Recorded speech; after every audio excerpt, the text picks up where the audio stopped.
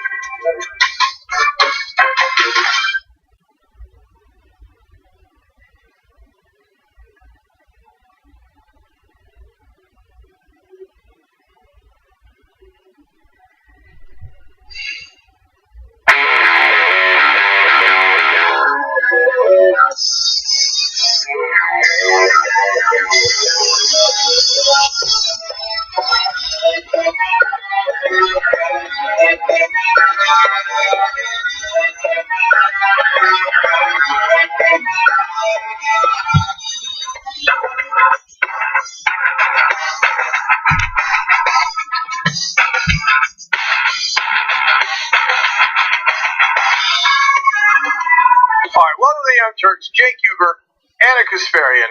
I'm a little worried. Why? I'm a little worried that this show is going to be too awesome. It is going to be too awesome. Okay, well then there it is. Fears are confirmed. Mm-hmm. And apparently Anna has some surprises in this show, not just for you guys, but for me. She won't tell me what they are. Yeah. That's what I get for letting her produce the show. I have a feeling I know one of the surprises. Mm-hmm. You probably maybe heard some of the audio. No, I didn't hear. You didn't? No, I didn't. Oh, I'm so excited. The show's going to be so good today. Oh, it's going to be so good. Okay. Speaking of exciting shows on the TYT network, did you hear Old School last night? Oh, I got so annoyed because I was listening to it, but you guys had a late start. I don't know, Chow late start. Kind of like 10-minute late start. Oh yeah, for old school, that's You're Chow. the worst. And so I had a tight schedule yesterday. I had a meeting, and I didn't get to catch the whole thing. So I'm gonna watch. Well, then you got a treat coming for you, because according to the audience reaction, it was a doozy. Yeah. Okay. Was there talk of funerals for underwear? Yes. Okay, so become a TYT member, brothers and sisters. You don't want to miss old school, let alone this whole show, the post-game center. TYT.com/join to become a member. And if I know some of you watch this actually later, and you might not get the whole show. The whole show is 2 hours long every day. You can watch it live 6 to 8 p.m. Eastern, right? And you can watch that on TYT.com/live or through our apps. Just type in TYT anywhere, you'll get our apps. But if you want, the convenient thing is through membership, TYT.com/join. Okay, big show ahead. First story is an important one and a serious one, and there will be less serious ones later, but several surprises. I have a surprise in one of the stories as well involving an admiral. I suspect that one of your surprises is regarding a colonel. Okay, all right, let's do it. All right. The civil war in Yemen continues to claim the lives of civilians. In fact, most of the casualties are civilians. And one of the latest bombings by the Saudi-backed coalition went after a bus that had children in it. And according to reports, at least 40 children have been killed and 30 wounded in this Saudi-led coalition airstrike in Yemen. I want to be clear that the bombs that are being used in these civilian attacks are made by the United States. They're supplied by the United States. The intelligence that the Saudi-led coalition is receiving is from the United States. So this is important because the U.S. is very much aware of what's going on, very much part of what's going on in Yemen. And again, the majority of the casualties so far have been civilians, many of which are children. So the charity Save the Children said it had been told by its staff that the children were on their way back to school from a picnic when the driver of the bus stopped to get a drink. Now, it was one of more than 50 airstrikes against civilian vehicles by the Saudi-led coalition in Yemen so far this year. So this civil war has been going on since 2015. It began with the Houthi rebels who are rebelling against the Yemeni government, and Saudi Arabia is essentially leading the charge in trying to maintain the government there, the government control. So things are getting bad. There's famine, severe hunger, cholera outbreak. It just keeps getting worse. And the United States is not only complicit, but involved in what's happening. Okay, so a little bit of background and then some extra details here that are particularly disturbing and also a little too familiar.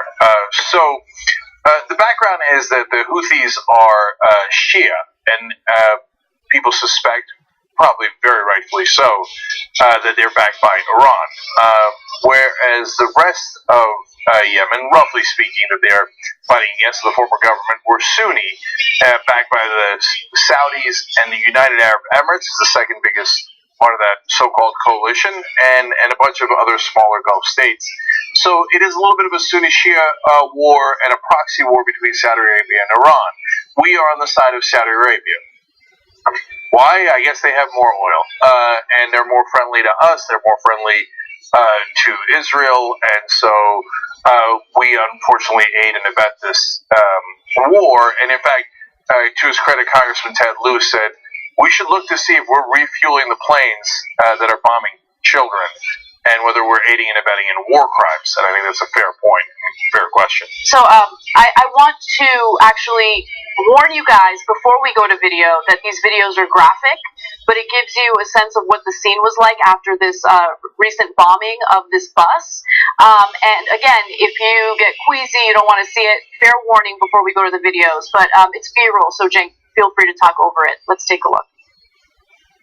So there it is. That's after the bombing. That's what the bus looked like. Again, 40 children died as a result of this bombing. And it's just, it's incredible, not only considering how the U.S. is involved in this, there's very little coverage of it, no one talks about it, but also the type of commentary you get from Trump officials, like the Secretary of State, Mike Pompeo.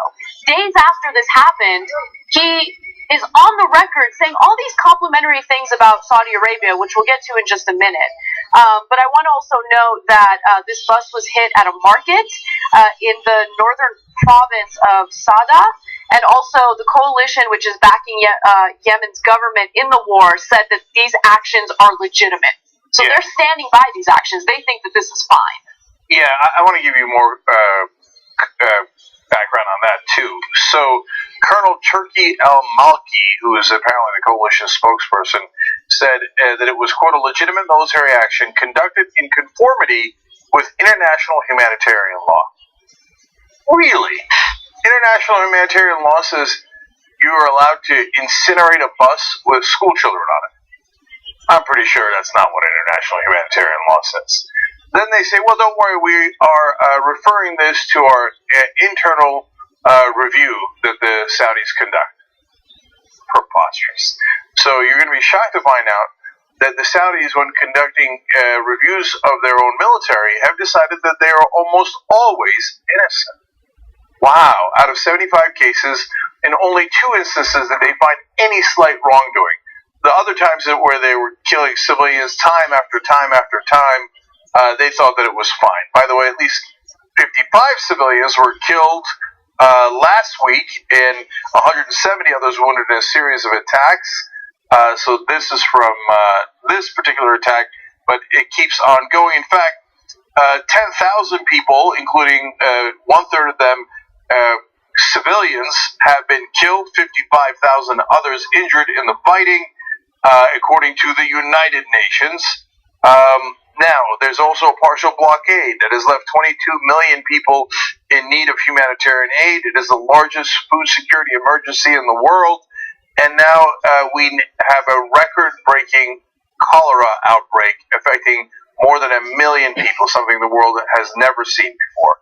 So all of this, and reporters on the scene in Yemen, local reporters, took pictures of missile parts that seem to indicate that they were made by Raytheon. Now, that shouldn't be surprising. We sell the Saudis most of their weapons. So, hey, we made a buck off those kids being murdered. And I suppose Donald Trump is proud of that. And to be fair to Trump, almost all of the U.S. governments back Saudi Arabia in my lifetime, whether they're Democratic or Republican, as long as they keep that oil flowing, apparently you get to hit little kids. I remember Trump pretending to be upset when kids were killed in a Syria bombing, and then he bombed Syria in return. That was the one time he got super positive press coverage. They were like, way to bomb! Yes, military. Now, these kids are dead, and I don't see Trump holding a press conference about what about the children as he did in Syria, because it's our side doing the bombing and killing of the children, so no tweets on it. Isn't that amazing? We aid and abet, and that's what you're seeing here right now. These are kids. Again, the majority of the casualties in this civil war are civilians. These are not people who are causing any trouble. They're living their lives in this horrible situation, and they're getting targeted by individuals who think that it's legitimate to target them.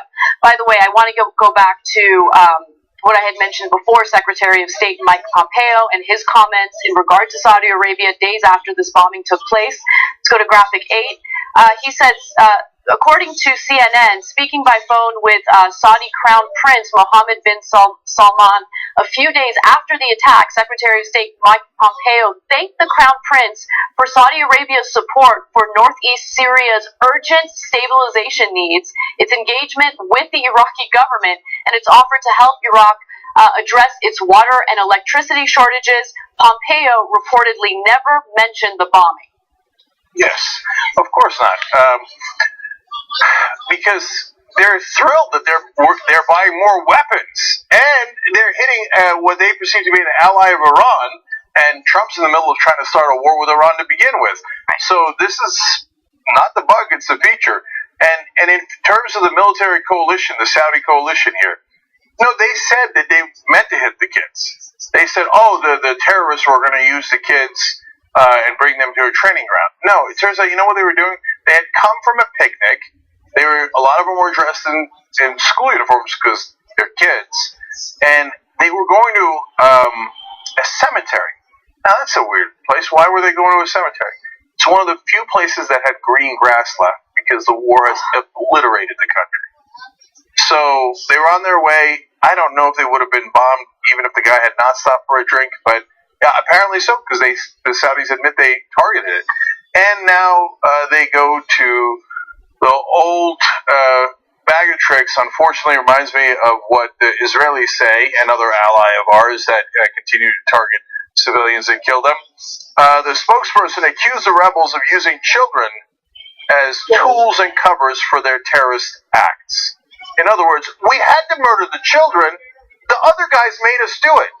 Well, there's one way you could have avoided it, by not actually bombing a bus full of kids. So whenever it's Israel or Saudi Arabia or any one of our so-called allies that kill civilians, their number one go-to move is, they were being used as shields, or they had it coming, but it's not me that did it, it's the other side that made me drop a bomb on them. No, nobody made you drop a bomb. The Saudis did it on purpose because they have been vicious in this war. So there's one other part of the story that I want to address, and oftentimes when we talk about terrorism, when we talk about hostility, Muslim hostility toward the United States or the Western world, there is an emphasis on the religion as opposed to actions, foreign policy actions that we've taken, that the Western world has taken, that leads to those hostilities. And people don't like to talk about this, they get uncomfortable, but it's the truth. Now, if you are a parent and your child was targeted and killed in a bombing like that, would you feel angry at the country that sanctioned that bombing, that then turned around and said that that bombing was legitimate? You would, right? And so when I see videos like this, and to be fair, this is a video from 2012 in regard to Islamic terrorism, okay? I get frustrated because it is a very short-sighted, black and white, non-intellectual way of looking at things. So again, this is a video from Morning Joe in 2012 in regard to radical Islamic, terrorism. Take a look. And you know why they hate us? Yeah, I talked to intelligence people all weekend. They hate us because of their religion. They hate us because of their culture, and they hate us because of peer pressure. And you talk to any intelligence person, they will tell you that's the same thing. And all these people that think we're going to go over there and change them and make them hate us less are just naive. And if you gave every street vendor, from street vendor to prime minister in that region, a chance to throw a rock at the U.S. Embassy, they would. So, Joe Scarborough famously said that Muslims hate us because they hate us. I would argue that some of them hate us because we keep bombing them or assisting other countries in bombing them and killing their children and killing their civilians. We have to think about how actions do have consequences. You can't just kill innocent people abroad and think that they're not going to want to retaliate. And I'm not saying that to justify any type of terrorism, but I'm saying that we need to really think about what our foreign policy is. How am I not supposed to call that stupid? So, which Muslims? The Houthis, who are the Shia Muslims, who are being massacred at times by our allies? The Saudis, who are also Muslim? Wait, are we in favor of our allies? We sell them weapons, they're Muslim. Okay, do the Houthis hate us because randomly? Or maybe because we sold missiles to Saudi Arabia that use it to kill their kids? And which ones are we talking about, the Shia or the Sunni? Perhaps it might depend on context, that the ones that we're killing might hate us, or because we're killing them, or helping to kill them. And maybe sometimes through other Muslims. Sometimes us directly, sometimes other allies like Israel, Britain, France, etc. But to say, oh, no, I'm not going to take any geopolitical considerations into consideration, and I'm not going to say, hey, I have to figure out, is it Sunni, is it Shia? In the Iraq War, by the way, the Saudis paid for the Sunni insurgency that got our troops killed. Why? Because they didn't want our troops near them. Is it because of that geopolitical consideration? No, they hate us because they hate us. Now this guy is against Trump, Joe Scarborough. Yep. But he's just as shallow and vapid. Maybe he's not as mentally unstable, and he's not quite as dumb, right? But he makes these stupid, shallow arguments about, oh, they hate us because they hate us. Well, look, Cenk, to be fair, he does have an intelligent rebuttal to that, so let's hear from him. It's just like people say, oh, they hate us because of waterboarding. No, they don't. They hate us because they hate us. They hate us because of Obama's drone attacks. No, they don't. They hate us because they hate us. They hate us because somebody burned a crime. No, they don't. They hate us because they hate us. They hate us because of this crude film. No, they don't. They hate us because they hate us. And any U.S. politician that thinks they're going to go in and transform the region and stop people from hating us because they hate us are absolute fools. Absolute fools. See, this incredibly simplistic argument. I got this figured out, guys. I got this figured out. They hate us because, wait for it, they hate us. And he calls other people fools. Hey, look, Anna, the Germans hate us, man. I mean, how many world wars do we have to do with them? World War I, World War II. They hate us because they hate us. It's to go in there and try to get them to be our allies. The Germans. The Germans. We have to fight 2 world wars against them. They're never going to be our allies. Oops. It turns out if you do the Marshall Plan, where you actually have a smart strategy, where you reach out to people, it works.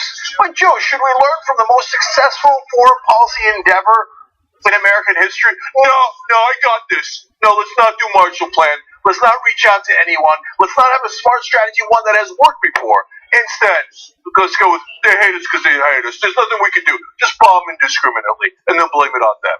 Yeah, I got it, Joe. Wow, you're so much smarter than Trump. And by the way, if you don't want to, build allies and relationships with other countries, that's one thing. But to think that it's okay to do these drone strikes that disproportionately kill civilians, I mean, to think that's okay and that it has no consequences, what world are you living in? Just take a second to put yourself in the shoes of someone who lost their child, lost their family members because of this nonsense. You're not going to be angry about that? Okay, last thing. Do you know what the largest Muslim country in the world is? If you're young Turks audience, you're smart, knowledgeable. I think 80% of you went to college, according to the numbers I saw. That's amazing. So some of you might know, but I suspect that a lot of people don't. It's the one that, we got nonstop troubles with them. You know who they are? Indonesia. So why is Indonesia not doing any bombings of us? Why is there no attacks pretty much at all against America from Indonesia? It's the largest Muslim country in the world. Oh, right, because we didn't bomb Indonesia. We get blowback from the countries that we continually invade and bomb and terrorize. They hate us because they hate us. Then why don't the Indonesians hate us that much? Oh, total, utter fool.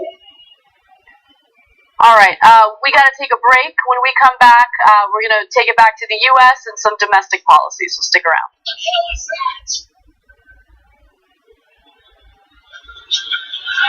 I'm Hassan Piker. Don't forget to follow me on Instagram at Hassan D. Piker and on Twitter at Hassan the Hunt. And this has been The Breakdown. Was that good, guys? Okay. Not enough hashtag use.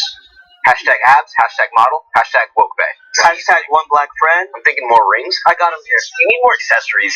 Way more accessories. I don't know where to put them. Come on, throw these on. Woke bay, not sleep bay. More sexy, too. When's the last time you posted on Instagram? Too long. Come on, man. No, you need to post at least once an hour. What's the outfit of the day today? Is this what you're going with? No. We need more accessories. We need... This doesn't have anything to do... It doesn't... For your gay audience, man. Yeah, the gays love you, man. Okay.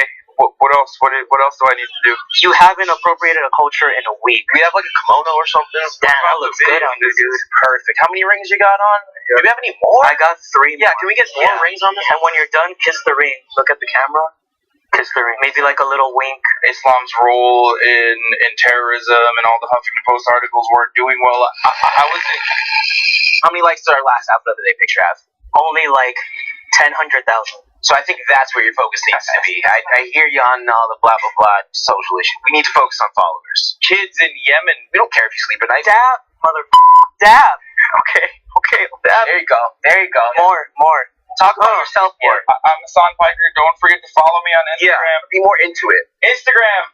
It's important for me. Americans losing access to healthcare coverage. I hear you. Attack Tommy more. I've done it. She shoots out of her living room now. It's like punching down now. We're okay with that. That helps the brand. We made you. We got you verified. You're nothing come without on. us. So I don't know what else I need to do here. Dude, just take off that shirt. That's exactly why Tommy Lauren is stupid. I hate you. I'm Son Piker. Follow me on Instagram. Hashtag Wolfpack. Hashtag WokeBay. Please follow me.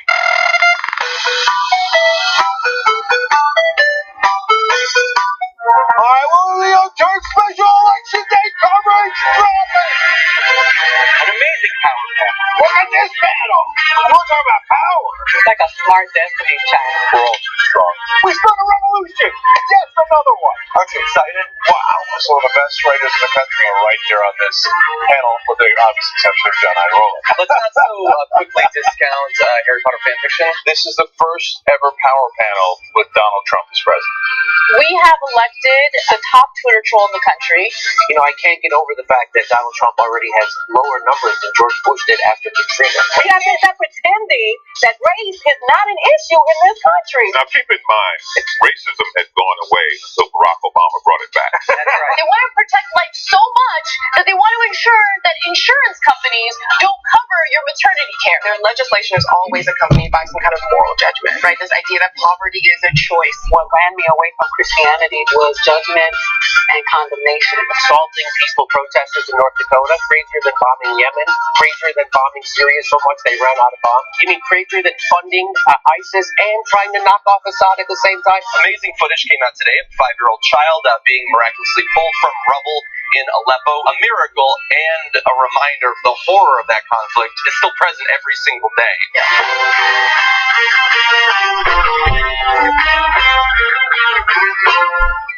My name is Sophie Tsai, and I'm a video editor and producer at TYT. I edit Facebook Originals, Aggressive Progressives, Pop Trigger, but I also work on Main Show. I produce The Happy Half Hour. I think my happiest moment is spending time with my coworkers outside of work, hanging out with them and getting to know what they like to do or what movies they like to watch and what hobbies they have.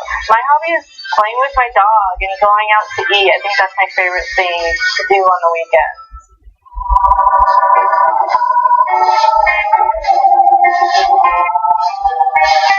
Alright, back on the Young Turks, Jake and Anna with you guys. Couple of tweets for you. That boy's hell on Turlitz writes in, how do the Trumpets feel about Yemen? I think Corey Lewandowski summed it up with womp womp. Probably right. Stephen McCallum writes in, Israel bombed hospitals and schools under the same exact pretext in 2014. The West didn't ban an eyelid then, and neither did Dave Rubin. No, I'm sorry, he didn't write that. Okay. And they certainly won't now. Fact is, an ally to the U.S. has immunity to commit crimes without facing consequences. Open others to do the same, i.e. Syria and Russia. That's right. And the last one, Alex Pierce says, perhaps we should prosecute weapons manufacturers who knowingly sell to governments that kill civilians. Our government doesn't want that, though. Are you kidding me? They couldn't sell to anyone. That's not true, actually. There's great countries that don't use their weapons to murder civilians and sometimes use it as a deterrent. But the whole point of weapons is to kill people. So keep it real. Both missiles that Raytheon sells and guns at home. Okay. All right. Yesterday, it was reported that Donald Trump revoked the security clearance for John Bennett. Yesterday, it was reported that Trump had revoked the security clearance for John Brennan.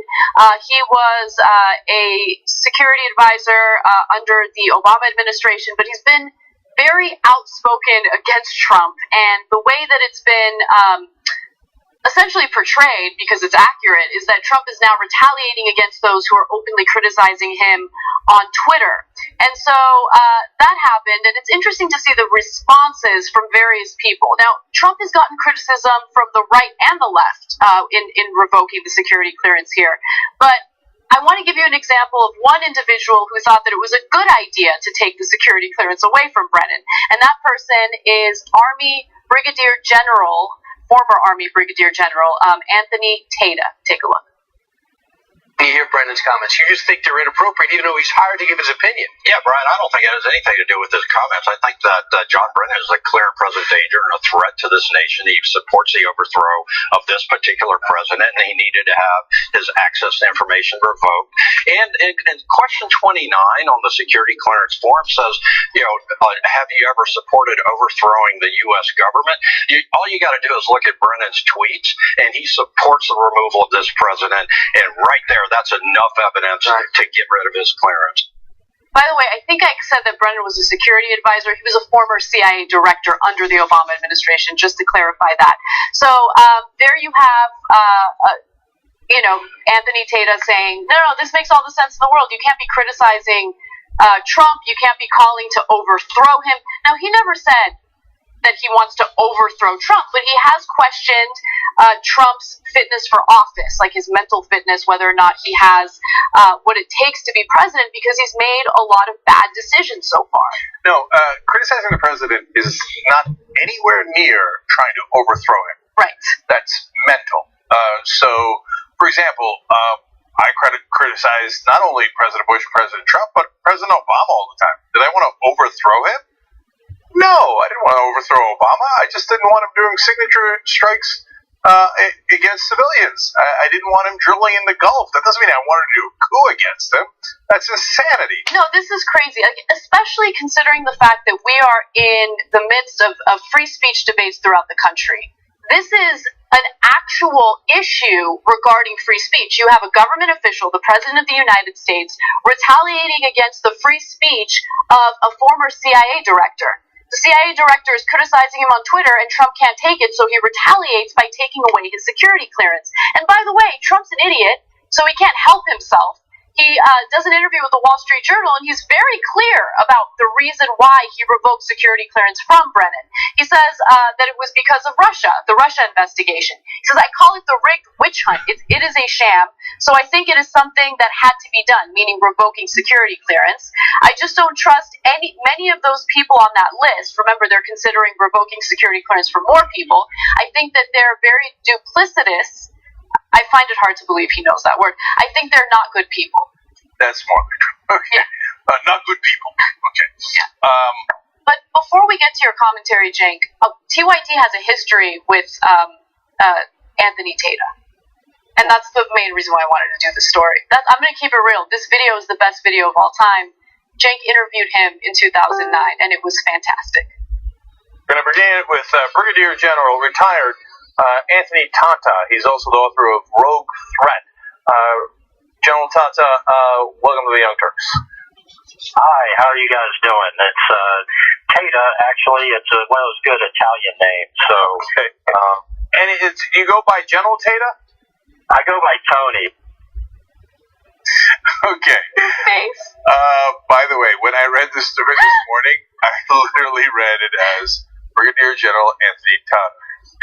Still, I forgot. I mean, I remember the tape, and I forgot that it was pronounced Tata. That was the whole point of why that was funny. Anyway, I always, it is the most ironic thing in the world. I live in a glass house on how to pronounce names, right? His name is spelled T-A-T-A. It's Tata. It's Tata, right? I'm not crazy. I'm not the one who took the crazy pill. It's just like Boehner. Come on, it's Boner. But it's okay. It's okay. You want to pronounce this? It was my bad. I was the guest booker. I should have asked him for confirmation on the spelling of his or pronunciation of his last name. Right. Okay. So, hey, back to Brennan for a second. I love the Trump administration's excuses. They said that they had to do this because of Brennan's, quote, erratic conduct and behavior. Really? I mean, you want to talk about glass house. Really? But I'm not done yet. They also said that it was because of his lying and recent conduct characterized by increasingly frenzied commentary. Are you kidding me? How do you say that with a straight face? Working for Donald Trump. Increasingly frenzied commentary, lying, and then erratic conduct and behavior. They're unbelievable. How can you say that? So, let me be clear about something. This story about revoking security clearance broke yesterday. And that was the official response from the Trump administration yesterday. And then Trump who just can't keep his story straight, has this interview with the Wall Street Journal. He's like, yeah, it was over Russia. Like, he keeps criticizing me over this Russia thing, and I don't like it, okay? Not good people. Like, he can't help himself. He can't help himself. John Brennan said, quote, I clearly think Mr. Trump is getting more and more concerned, more and more desperate, more and more frightened in regard to the Russia investigation. And that is definitely clear based on his actions. So he was the director of the Central Intelligence Agency. His job was to collect intelligence. If you can't figure out that Trump is getting more and more desperate, well, then you weren't very good at collecting intelligence. I mean, so he's stating things that are super obvious, but it's under Trump's skin. And look, understand the context. I'm no fan of Brennan. I'm not in the camp of the mainstream media who now whitewashes Brennan and Hayden and all those guys who worked in the intelligence community before and would say outrageous things like, oh, no, we are not wiretapping all Americans. And later, yeah, okay, fine, we wiretapped you, right? And so they did it under Bush, they did it under Obama, and I think Brennan authorized a lot of things, including the signature strikes that I was talking about earlier under Obama that I think were horrendous. Now, that doesn't mean that he's wrong about everything, and it doesn't mean that we look at it in the prism of, okay, are you pro-Trump or anti-Trump, pro-Obama or anti-Trump? Right. Well, you have to take it case by case. In this case, he's just saying incredibly obvious things about Trump, and that's what's bothering Trump. And it sets in my opinion, a dangerous precedent, because you can't, regardless of whether or not you like the individual who's having their security clearance taken away from them, allowing the president to flex that kind of muscle is dangerous, because again, this is all about retaliation. He's not acting in an erratic way. The only person who's erratic and unstable is Trump. And he doesn't like any criticism. He has thin skin, and we can't allow him to set that kind of precedent. Go ahead. Yeah, and he's using national security for political purposes. Yeah. And that's unacceptable. But finally, I'd like to end on a fun note. It's part of what Anna read to you earlier. He said, I call it the rigged witch hunt. Now, yeah, we know you call it the rigged witch hunt. You do it every day, 3 times a day on Twitter. But he phrases the sentence that way because he thinks it's so clever. I actually did a story about this before where he was bragging to his friends, I got it. I'm going to call it the witch hunt. Oh my God, I got him. That's not remotely clever. That's like, he's like, no, but I proved it because I called it the rigged witch hunt. That doesn't prove anything. It's just you calling something a name. Yeah. He is so unbelievably stupid. Okay, but there's more. I get to decide when we end the story. Oh, okay, yeah, that was my one. I have more. No, that wasn't your last comment, because this next video is one of my favorites. So look, to be fair, you have Senator Susan Collins, and she's calling Trump out. She's like, look, this is not okay. Unless there was some disclosure of classified information of which I'm unaware, I don't see the grounds for revoking his security clearance. Okay, but then you have the people who like to kiss Donald Trump's butt. And one of those people is Senator John Kennedy. And so what did he have to say about revoking Brennan's security clearance? I think most Americans look at our national intelligence experts as being above politics. Mr. Brennan has demonstrated that that's not the case. He's been totally political. I think I called him a butthead, and I meant it. I think he's given the national intelligence community a bad name. I think I called him a butthead, and I meant it. And he added afterwards, okay.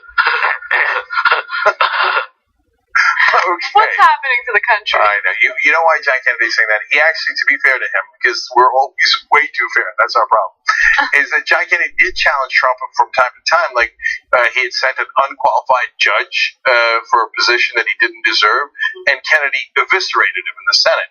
And so everybody was like, whoa, look at that Republican doing the right thing. He's not attacking Trump. He's just saying, you're barely a lawyer, dude. I'm not going to allow you to have this important federal judge position. But my guess is he got a lot of blowback from that. Like, how dare you oppose Trump under any circumstance? So now he's like, oh, Brennan, he's a butthead. He's a butthead. Hey, Trump people, do you like me now? Do you like me now? I called him a dirty word. So lame. Okay, but let's all admit that the best part of this whole story, which had a lot of great parts, was Anna saying, you don't decide what this story overs. I decide. Okay, tonight to quote another Republican president, if your job had a job title, it'd be the decider. Oh man. Okay. I want to do one more story before we go to break. So let's get. Wow, you're the decider, so obviously that's what's going to happen. Yes. Okay. All right. Donald Trump wants Omarosa arrested. That's one of the latest updates to this whole Omarosa secret tape, secret recording debacle and scandal. Now, I'm going to get to where and when Donald Trump made those statements, but before I get to that, I just want to note that Omarosa is slowly but surely leaking more and more and more of these tapes to the press. The recent example was on MSNBC on Craig Melvin's show. And this tape is actually, in my opinion, one of the more important tapes because it corroborates what she had alleged regarding the Trump administration trying to give her some vague nonsense job, pay her a lot of money to do that job after she got fired, of course, in order to hush her up, just to ensure that she wouldn't say anything negative about Donald Trump following her firing. So what you're about to hear is Omarosa on the phone with Laura Trump, who's married to Eric Trump, and Laura Trump is essentially offering this position to her. Take a listen. Listen, obviously with like the New York Times article and stuff, you know, it's what's the New York Times article? The one that it was in the Times today. I guess you did with Maggie Haberman, or they wrote about you. It sounds a little like obviously that there's something that the back pocket to pull out. Clearly, if you come over as a campaign, like we can't have it. We gotta. Oh God, no. Everybody talks it right. So the only thing that we have to consider when we're talking salary as far as the campaign is concerned is that, as you know, everything is public. And all the money that we raise and that pays salaries is directly from donors, small dollar donors for the most part. So I know you were making $179 at the White House. And I think we could work something out where we keep you right along those lines. Specifically, let me see, I haven't even added up the numbers, but we were talking about like $15K a month. Let me see what that adds up to. 12. Yeah, so that's $180,000. Does that sound like a fair deal for you? In terms of your position specifically, I really feel like your position would require, you know, you to be able to be flexible in terms of where you are. Sometimes, you know, come to New York for occasional meetings, but I would love if you could, you know, occasionally go do speaking engagements and that sort of thing for us. I think you'd be awesome doing that. And so it doesn't really matter where you are. If you're comfortable staying in D.C., then, you know, we're more than happy to have you. So she would essentially get this weird, vague job working for the campaign, Trump's re-election campaign. They'd pay her $15,000 a month. But it's very clear what this job is really about. It's, you know, Laura Trump starts off that conversation with, hey, you know, this New York Times Maggie Haberman article makes it seem like you got some dirt in your back pocket. And, you know, if you work with our campaign, we can't have that. And this job's super flexible. You know, it's clear what was going on there. Yeah, I mean, look, if you're a Trump person, you don't believe in reality. So, but for everyone else, that's the clearest thing you've ever heard in your life. It's $180,000 a year to shut up. It's you've got something in your back pocket, and obviously we can't have that, and that's why we're paying you. And by the way, there's three parts to this story. One that I think some people are focusing on, I don't think is that big a deal. The other two I think are big. So they're like, oh, it's a deal to get her to stay quiet in Washington. Unfortunately, I think they make those deals all the time. Okay, and I don't think that's just particularly to Trump. I think a lot of both parties do it. I know that the mainstream press will be outraged by that charge, but I think that is fairly regular course of business. Now, on the other hand, that does confirm that Omarosa does have something on them. Mm-hmm. Because they're not going to offer that money on speculation, like on Omarosa bluffing. Exactly. Right? Trump has to authorize that. Trump has to tell Lara, hey, your trusted family, go talk to Omarosa, offer her the $180,000 because she's got something in her back pocket and it's true. So all that talking about like, oh no, No, I didn't say anything bad around Omarosa. I'm going to get to Trump's comment in a second. So that's part 2 in response to this. And then part 3 is, if you're donating to Donald Trump and you're one of those small donors that they were talking about, they're using your money for hush money. And they told her, you don't barely have to do anything. A couple of speaking engagements, come to New York every once in a while, that's it. Oh, it's such a good point.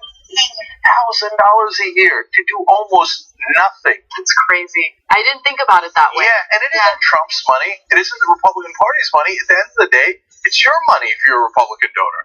And if you're Sheldon Adelson and they robbed you, I don't care at all. Okay, you probably don't care, right? But if you gave a small dollar donation to the Republican Party or to Donald Trump, this is what they're using it for. Jeez.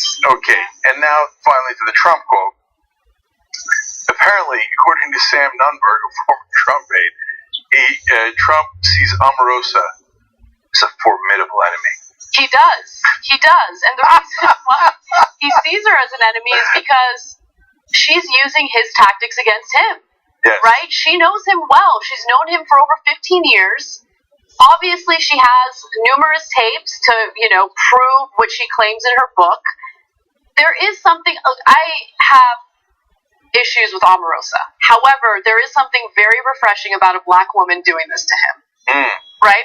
And then also, look, this is the part that I consider the most troubling out of all of this, right? So we know that Trump wants to retaliate against those who criticize him, who speak out against him. Revoking John Brennan's security clearance was an example of that. But according to reporting in Vanity Fair, Trump wants Omarosa arrested because of what's going on, this is unacceptable. So Trump told advisors that he wants Attorney General Jeff Sessions to have Manigault Newman arrested. Another Republican recounted how over the weekend Trump derailed a midterm election strategy session to rant about her betrayal. In an effort to change the narrative, the White House announced yesterday that Trump had revoked former CIA Director John Brennan's security clearance. So that was done not just to retaliate, but according to this reporting, possibly to distract people. But then that story became a scandal. I mean, this guy is not smart, but also dangerous when it comes to, what he wants to do to those who speak out against him. 2 things about that. One, considering her a formidable enemy makes sense if you're a reality show star, which is what Donald Trump is. If you were a serious person, you would be concerned about Kim Jong-un or Vladimir Putin or Bashar al-Assad. Right? If you're a non-serious person, you think like, ooh, Omarosa might beat me in the ratings. She's a formidable enemy. Okay, point 2. I said unbelievable as Anna was saying that they're considering arresting her. But to be fair to me, I'm the one who said they would, right? And so I guess it is believable. I said they would start arresting their political opponents. And people were like, oh, you're crazy, no way. No. They're natural-born fascists. And just in the last week alone, his allies like Jerry Falwell Jr. have said that Comey should be arrested, Obama and Hillary Clinton should be arrested, and even Attorney General Jeff Sessions should be arrested. Okay, his own Attorney General, who Trump now wants to arrest, Omarosa. So apparently, anyone who disagrees with Trump, there's somebody, Judge Pirro, talking about similar things on, I can't believe I called her a judge, anyway, on Fox News. So, no, these people, they couldn't wait to be fascist, and Trump has given them permission. Right. Oh, now we start rounding people up. Now, look, if you want to talk about, hey, Omarosa has these tapes, some of them might have been in the Situation Room, and is that a national security issue? I think that's a fair question. And you can have a debate over that. If the government says, hey, those tapes in particular I have an issue with, okay, great. Arrest her. Arrest her for what? What's the crime? Name a crime. What are we arresting her for? We're arresting her because Trump doesn't like her. I mean, they haven't done it yet, but this is solid reporting from inside the White House saying Trump wants to do it. Natural-born fascist. Just one final quote that was reported. This is by an anonymous former official. She's doing everything perfect if her ultimate goal is to troll Trump. Yes, and that's why he finds her to be a formidable enemy. He's like, oh, another troll. Game on. Is that what? I don't think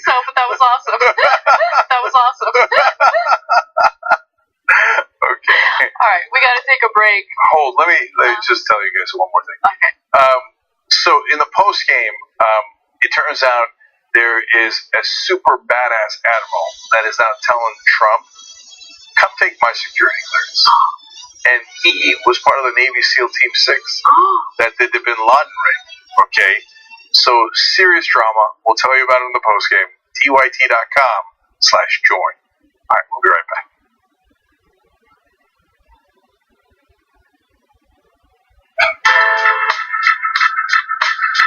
I went to Kentucky Fried Chicken when I had first got my license, like 17 years old or 17, 18, whatever it was. And I'm driving, I think, my dad's Oldsmobile, and I parked it in a place where there was two cars next to me, a really tight spot, and a car behind me. I don't even know how I got in there because I'm a terrible driver back then. I was even a worse driver.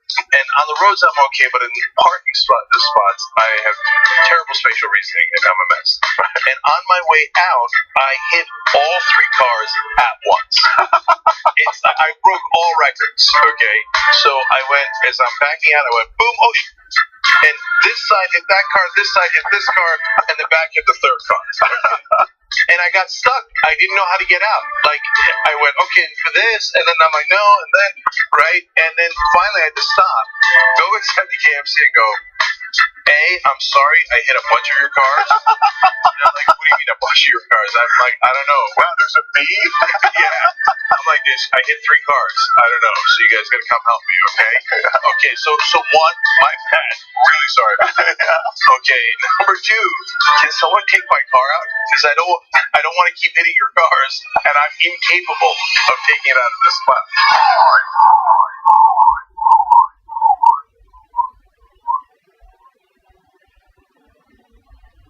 We are actually the longest running daily stream on the planet. Later tonight, we start a revolution. Yes, another one. Too strong. You're not answering the question. Answer the question. Go. Engage. Fire. I am the least anti-Semitic person that you've ever seen. I think there's blame on both sides. Oh, these politicians, they're the worst. The government's robbing you, and they're distracting you with fucking nonsense. Fake news, the enemy of the people. Nobody knew that healthcare could be so complicated. I can't speak as dumb as he understands. The market will be destroyed by this plan, and 45 million people will be left without insurance. They will be met with fire and fury. We've just launched 59 missiles. MSNBC shows the bombs taking off, and Al Jazeera shows you when they land. The profiling and the Muslim bans have begun. Today, my father and brother await deportation. Horrific act of violence in Charlottesville. What a sick country we live in. It's time to get up and fight back. Giant protests against Donald Trump. Women's marches take over more than 500 cities across the United States. Immigrants throughout the United States to protest. We work together as a community and we stand up for each other. This has sparked a new movement. History is not on your side. Your fundamental principle is flawed.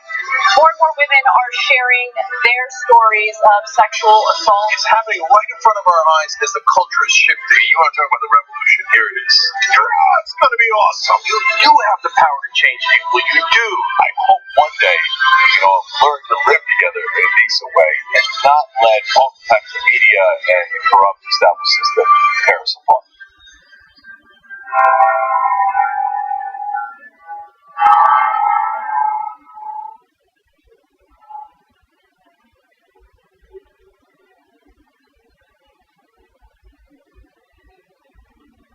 Hi, my name is Emma J. Brito, and I am a TD and studio tech, and I've been here for 3 years. I'm a technical director for Nerd Alert and also Friday Postgame. On other shows, I do either audio or I'm a studio tech.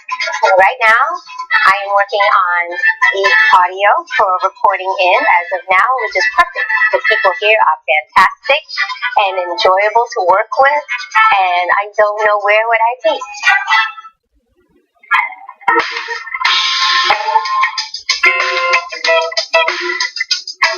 Alright, back on the actors. 2 fun comments for you guys. Laura writes in on Twitter, I think someone got a word of the day calendar. Hashtag duplicity. By the way, jejune. You know where I heard that word recently. So, Secession, which is a great HBO show, everyone should watch it. One of the characters uses the word jejune. and it was hilarious. Yeah. It's such a great show on HBO. Okay. Admiral Marsden writes in, I don't know, I wonder if his security clearance got taken away as well. Anyway, I'm tired of people saying she's a liar, referring to Omarosa, because so far, 100% of the things she has alleged, she's backed with these tapes. Yep. To Anna's point, she's got receipts. Yeah. Okay, it's an interesting and fair point. Look, she's been a liar in the past, that's why. So she'll burn you at some point. I actually don't, because I didn't really follow her work, so I don't know. I can't give you a specific example of her lying in the past, but I do know that there's something to be said about the fact that she was taping everything was very premeditated, and there's something about that. I'm telling you, she's not. She can't be trusted. Okay, and besides which, what everybody's forgetting is all the things she used to say about how great Trump was. Right. And now she says, "Oh, I knew he was a racist all along." Oh, that's right. That's a pretty significant case of lying then. True. All right, members of the day are Eve Scott and Juan Oscar Hernandez. So, Juan Oscar and Eve, thank you guys. Really appreciate you being members. You make the show possible. tyt.com/join to do that. By the way, we have a new thing on the soundboard. My mouth is big enough for two of these. My mouth is big enough for two of these. Oh my God. What have you done, Colonel Aran Moran? Now, if Trump revokes his security clearance, then we're going to have issues.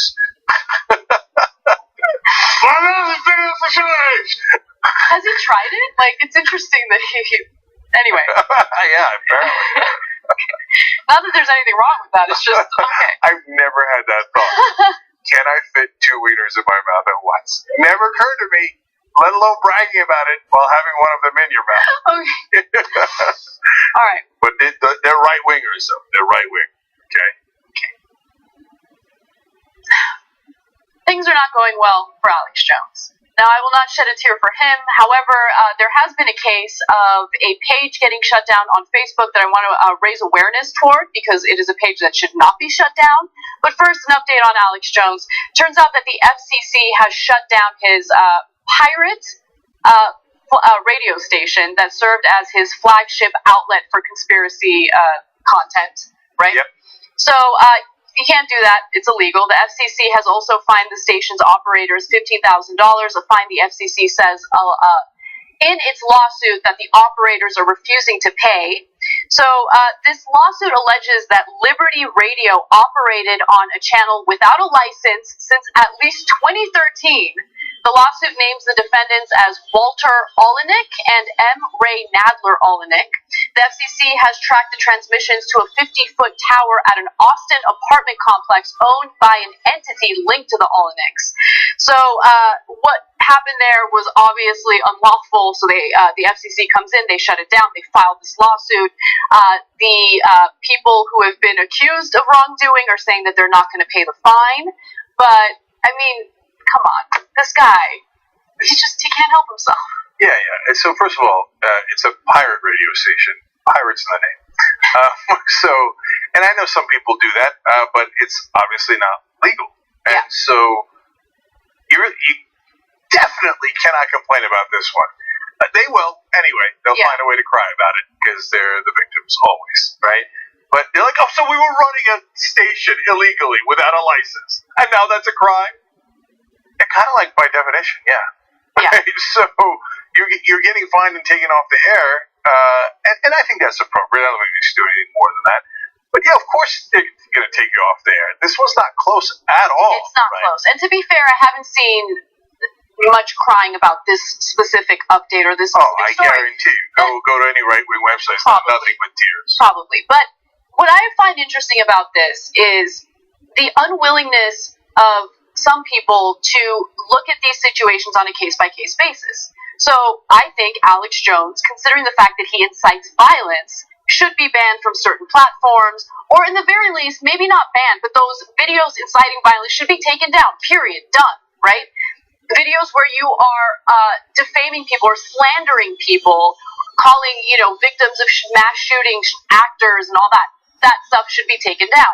But there are cases where well-meaning people who are literally just practicing political speech are getting shut down on Facebook, and I don't hear anything about that.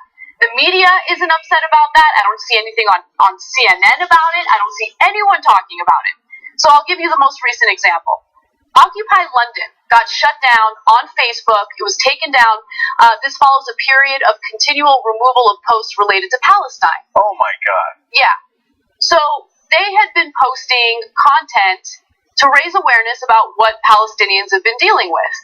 And back in 2016, The Intercept, I remember Glenn Greenwald reported something super fascinating about how the Israeli government was working with Facebook to shut certain pages down.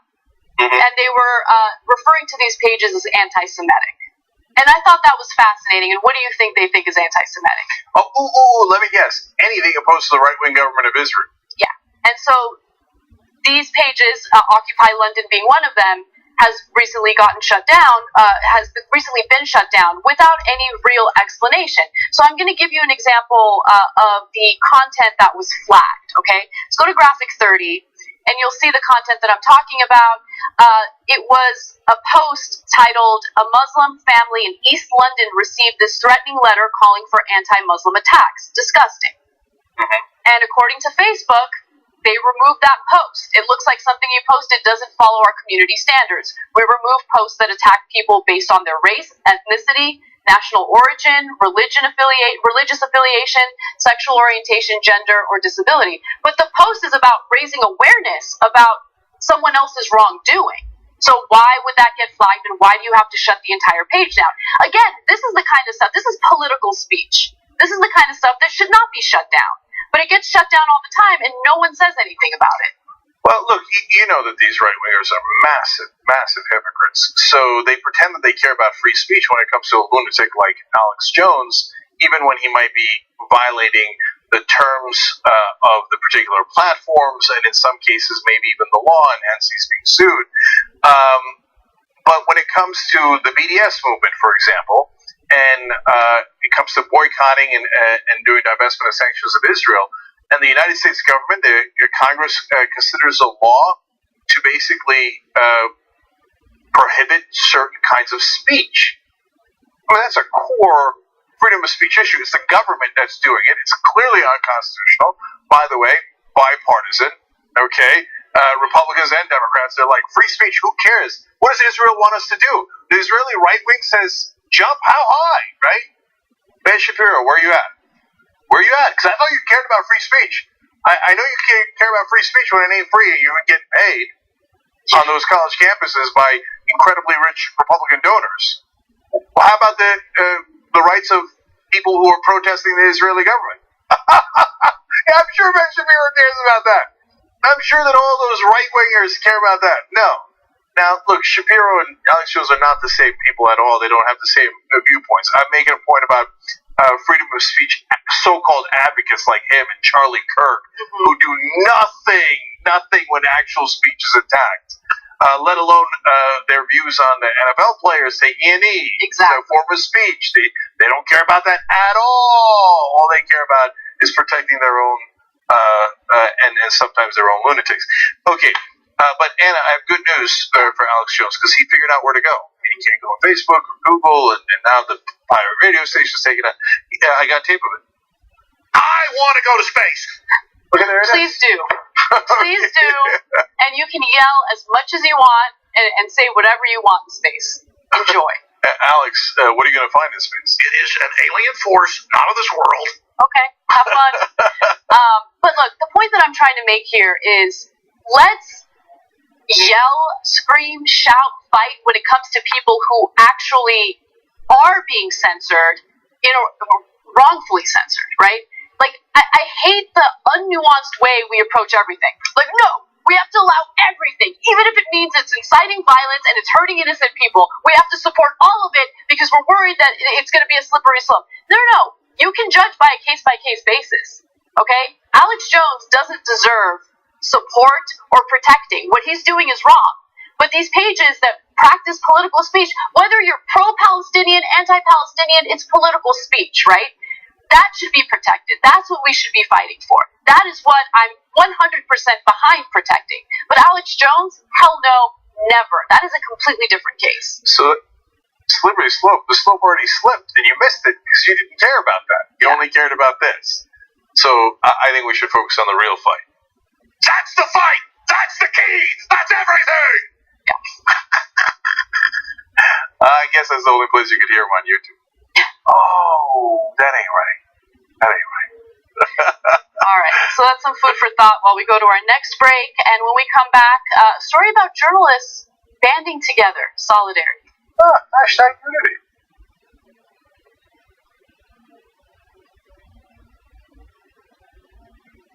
He's so progressive, he recycles his thoughts.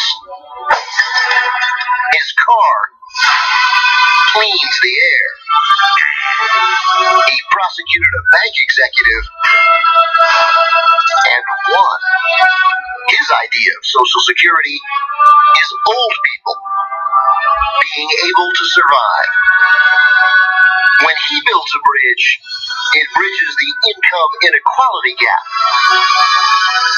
The only campaign contribution he'll accept is your vote. He's the most progressive man in the world. Not all Democrats are created equal. Support bold progressives, my friends.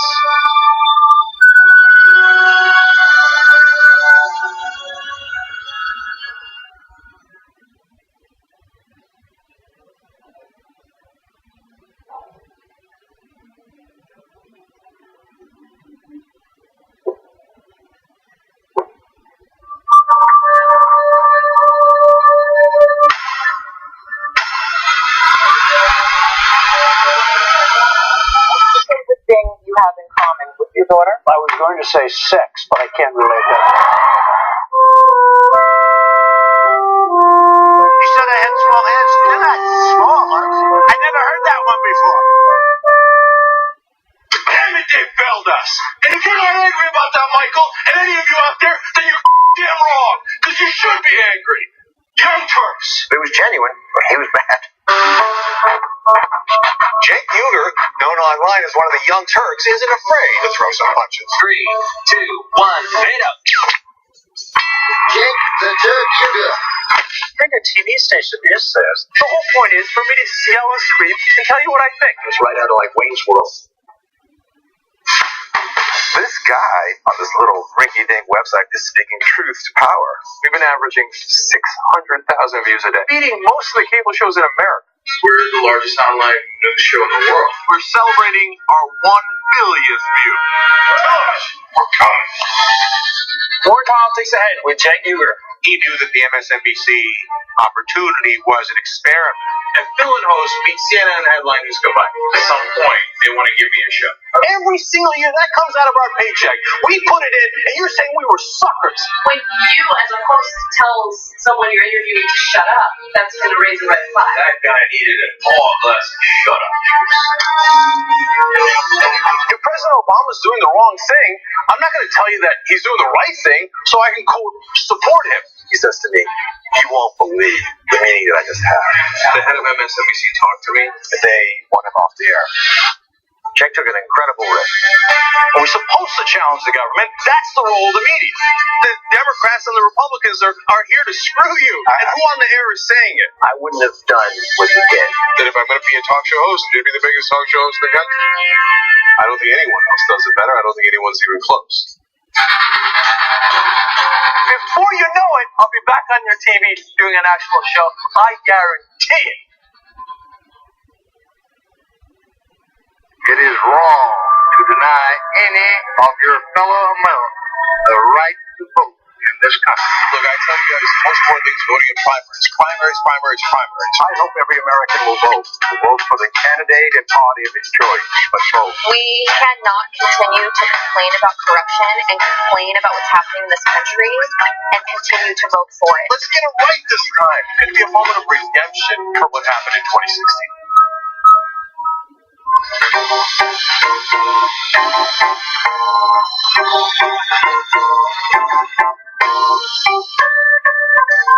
Well, welcome back, isn't it?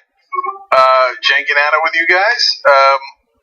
Hamby solo writes, and this is fascinating. At least InfoWars still has their own website, while Alex Jones keeps losing platform after platform for his hashtag passionate anger on everyone. They've had their pirate radio raided and bucked. So, I don't know. I can't. It sounds like you think it's just passionate anger. I do passionate anger. Yeah. But we don't go around smearing innocent people, etc. So, anyways, if they do, and to be fair to them, their apps have exploded in popularity because if you shut them out from everything else and they get so much free media attention, everybody's going to flock to their apps. Can I see our apps beating Alex Jones' app? Can I see that? URT Army, I'm just looking at you. I'm not saying anything. I just said that, right? Hashtag TYT.com/app to get our iOS and now Android app. Okay, there it is. Okay, or you could just type in TYT in either one of those app stores. Okay, John Connor writes in, "Hey, Alex Jones, in space, no one can hear you scream." Don't tell him that, though. Oh my God, is space violating his freedom of speech? It probably is. He won't even be able to say this. Alright, last one. YouTube super chat. Wesley Miller says, Republicans love free speech when it lets them make death threats against Democrats, but hate it when we criticize them in any way. And that's about right as well. Alright, what's next, Anna? Right. Various news organizations have come together and have published op-eds or columns specifically calling out Donald Trump and his accusations that the press is the enemy of the people. Now, 350 newspapers took part in a collective show of solidarity, standing up for a vigorous free press and standing up to President Donald Trump's anti-media rhetoric.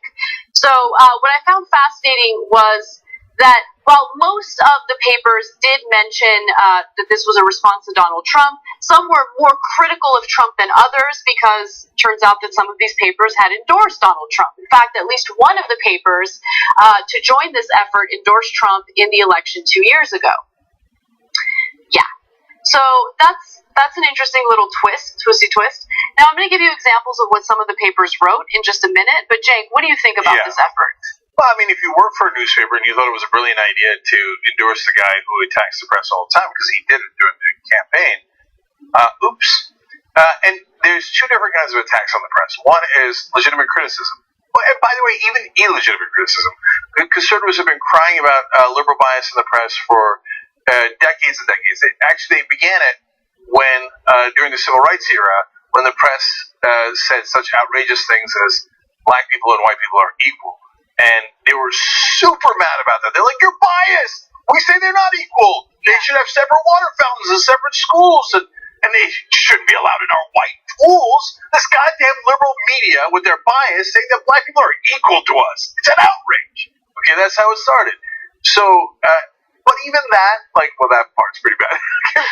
But for decades as they went on and cried about the liberal media, that didn't mean that that's illegitimate. That's their point of view. I fight against it. That's called, America. Nothing wrong with that. But when you start calling press the enemy of the people, no, that's dangerous, man. It's obviously dangerous. And when you start talking about, hey, maybe we should shut down or investigate the Washington Post when you're the government, and that there's not only just freedom of speech in the First Amendment, there's also freedom of the press.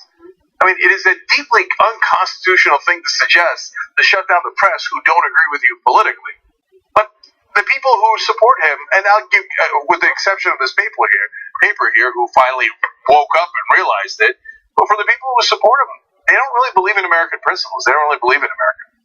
Yeah, and look, for me, this isn't an issue about papers or news organizations that disagree with him. A lot of the reporting about Trump is just factual reporting. It's not opinion, right? Like, we do opinion. We're clear about that. But the New York Times, the Washington Post, aside from their op-ed section, they do straight news reporting. Now, you might argue there's a bias depending on the type of content they decide to cover.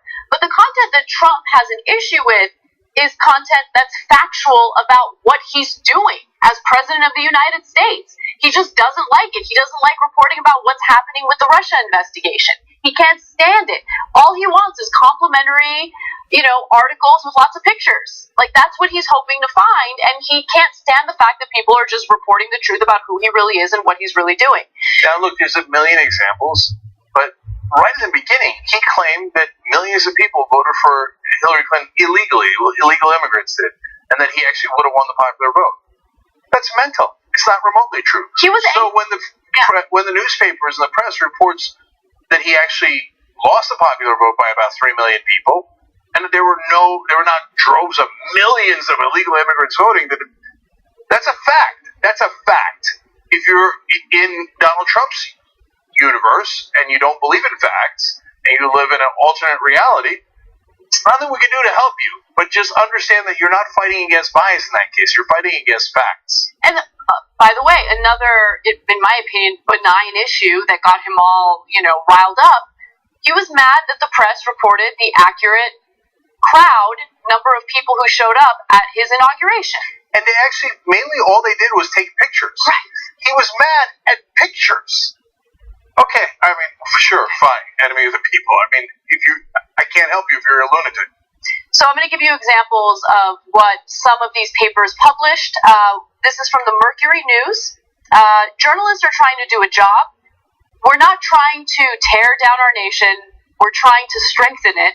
For we believe in the foundational premise behind the First Amendment, that our nation is stronger if its people are informed. And that's 100% right. If you don't have an informed electorate, you don't have a democracy. You don't have a democratic system. You need people to be educated and informed so they make the right decisions for themselves, so they don't vote against their best interest. Unfortunately, we have people who vote against their best interests all the time, but the media mitigates that, and it's important to understand that. The Hartford Courant actually had one of my favorite excerpts, so I'm going to read that to you. Sitting in court, rushing off to car and plane crashes, listening to grieving families, sifting through masses of government documents, checking facts, calling people back, checking facts again, shooting video, taking pictures, tweeting, posting online, covering sports and music and the joyful parts of life, along with the tragedies. That's the life of your typical journalist, the enemy of the people, in the words of our self-serving and misguided commander-in-chief. The enemy? Really? I like that. I don't know. Yeah. Well, that's because Trump is the enemy of truth. Yeah. So, one more thought on this. The press seems like they're calling out Trump more than they did others. Why? Because Trump is a pathological liar. Just lies about everything, right? And so it forces their hand. But they shouldn't have to force their hand, and they shouldn't have to quote-unquote excuse their coverage. And you're supposed to be watchdogs. Watchdogs are not puppies. They're not lovable little creatures, right? They're watchdogs. You're supposed to be the watchdogs of the government. You're supposed to be antagonistic towards the people that are trying to push their agenda, right? You're supposed to be skeptical of the government. You're supposed to question them at all turns, whether it's a Republican or a Democratic president. But largely, for a long, long time, they've been playing patty cakes. Yes. Until this guy took lying to a whole new art form, and then they were kind of forced to call him out. But you know what? They should have.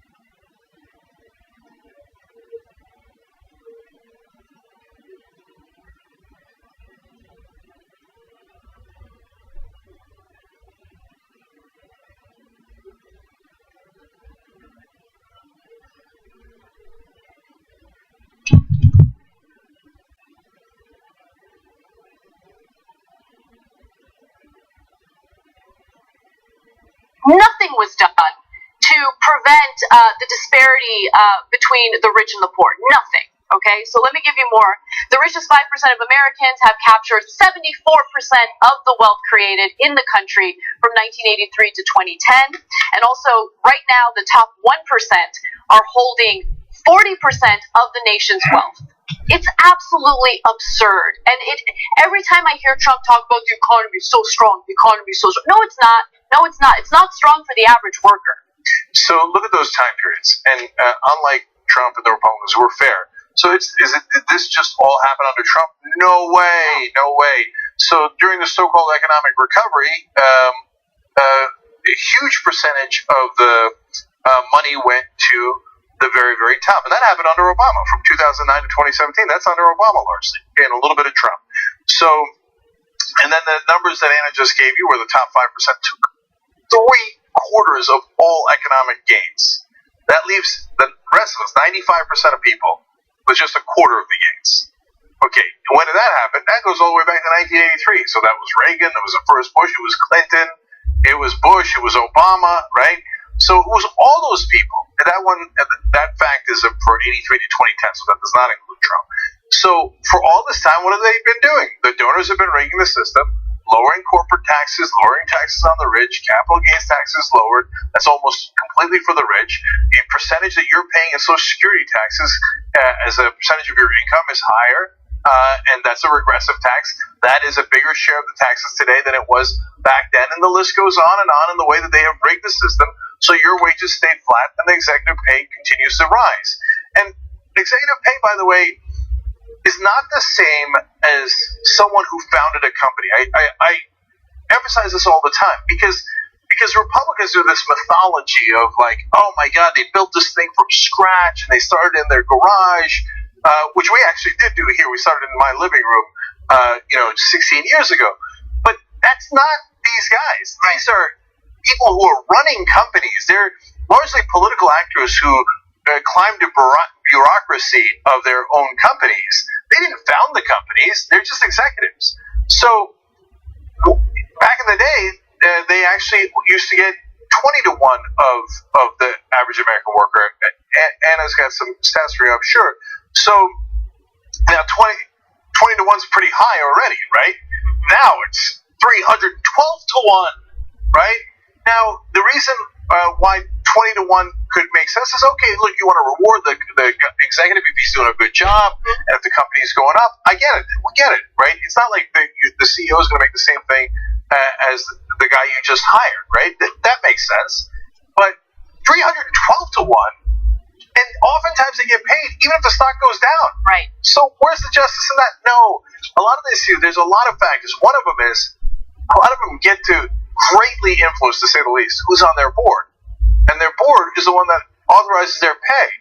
And over 90% of boards don't even question the pay of the CEO. Nice little thing they got set up. That's a racket. And then they take money and they pay off politicians who let them get away with that. Yep. And one of the people screwed, by the way, is a set of people screwed, not just the American taxpayer, but the people who actually own the companies. So there are these Republicans are crony capitalists. They're not real capitalists. The people who own the companies are the shareholders. Now, there's proposals to say shareholders should have more say in how much the CEO gets paid. Have you ever heard anything more logical in your life? The owners of the company having say over how much the CEO is paid. Republicans say, no. Why? Because the shareholders aren't giving them the political donations. The executives are. They've set up a perfect little system where they go round and round and pass the money to each other, and we get nothing. So understand that that's how the system was rigged. Right, and these numbers take into account, what mostly happened under the Obama administration. But just keep in mind that what Trump has done with his tax policy will further worsen this issue, because what we're seeing is, the record stock buybacks, just so these executives can further enrich themselves and make more money. So the numbers are going to get worse. But let me tell you how things were in the past, where we stand now, and then I want to do just a quick comparison between the United States and other countries. Okay, so the gap between CEO pay and worker pay was larger in 2007, reaching a ratio of 344 to 1 in 2000 and 327 to 1 in 2007. Now, let's compare that to 2017, where it was 312 to 1. So we're getting back up there, and again, it's a testament to how much of a failure Dodd-Frank was in, reining in executive pay. Now, if you compare the United States to other countries, you'll see a pretty stark difference. The CEO worker pay ratio is about 94 to 1 in the United Kingdom, 91 to 1 in France, 71 to 1 in the Netherlands, and I really want to focus on this, 40 to 1 in Sweden, which is why you see so much anti-socialism propaganda in the media, okay? The corporate-owned media, they hate it. I mean, by the way, 40 to 1, you're still getting paid pretty well, dude. Like, you're doing well. As an executive, you're still doing well. You're getting paid a lot more than the average worker. But no, in the United States, we got to have it like 400 to 1. Yeah. In America, the median income is a little over $50,000. So if you're getting 40 to 1, you get about $2 million a year. But that's not enough. In America, you got to rig the system to get it more and more. But it wasn't always that way in this country. They say make America great again. They talk about the golden years, like in the 1960s. Maybe it was golden because the Civil Rights Act wasn't passed yet, right? In the early 60s. So, but you want to talk about golden years? In 1965, we were more socialist than Sweden. Our CEO to average worker pay was 20 to 1, as I was mentioning earlier. That's twice as good as Sweden, which is at 40 to 1 now. By the way, Sweden's economy, awesome. So what happened? I thought socialism was supposed to ruin things. If the executives don't make all of the money, I thought it was supposed to destroy countries. Sweden is not only in great shape, they usually rank it near the very, very top in happiness measurements across the world. And the list goes on and on here, but I want to, I'll give you one more fact and then one more observation, which is that between 1979 and 2005, 60% of the expansion in incomes went to the top 1%. Okay, so as the economy is expanding, back in the day, during the 1938 to about 1978, we're getting wages that go up with productivity. So that's how it's supposed to work. That actually, from an economic standpoint, was the golden years. Okay, but afterwards, almost all the gains go to the top 1%. That's not an accident. If you set the rules, you get to set them in your favor. How do you set the rules? If you buy off the politicians. And in this case, campaign donations and independent expenditures are now legal. Bribery is legal in America. So no one should be surprised by this. Now, a note of caution. So Anna pointed out the last time the CEO pay was this high was 2000. What happened in 2000? Oh, the tech bubble burst and the market crashed. And then in 2007, what happened in 2007? Oh, right, the housing bubble popped and the market crashed. This is clearly overinflated. And part of the reason the CEO pay is rising so much is because the stock market's rising. But why is it rising? Not because the companies are doing much better. It's because they're doing stock buybacks. By the way, this is even before the Trump tax cuts. Next year, this number is going to be monstrous. So tick, tick, tick, tick, tick, tick, tick, tick. If history is any guide, well, that crash is a-coming. Yep. And when it does, by the way, what will they say? Well, I mean, the bankers needed a bailout.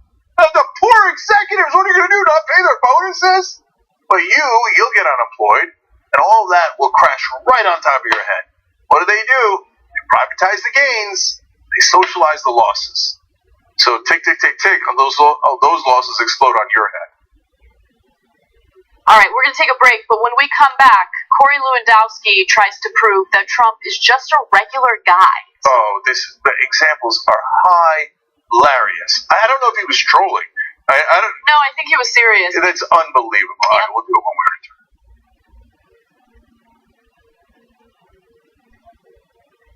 Hello, everyone, and welcome to TYT Sports. Oh, hey there, friends. That's Denise. I'm Rick, and this is a writer who's really mad that the Golden State Warriors are having fun. Welcome in, everyone. TYT Sports. That is Brett Ehrlich. I'm Rick Strom. We start with a very serious story here. Welcome into TYT Sports on this Friday. Got J.R. Jackson and Robert Littell for Black Sports Online. I feel like Steph Curry's more poised to age like a fine wine. I'd say that LeBron ages like a fine bourbon. Like a harder alcohol. What's the difference between being aged between wine and bourbon? This is me drinking wine. This is me drinking bourbon.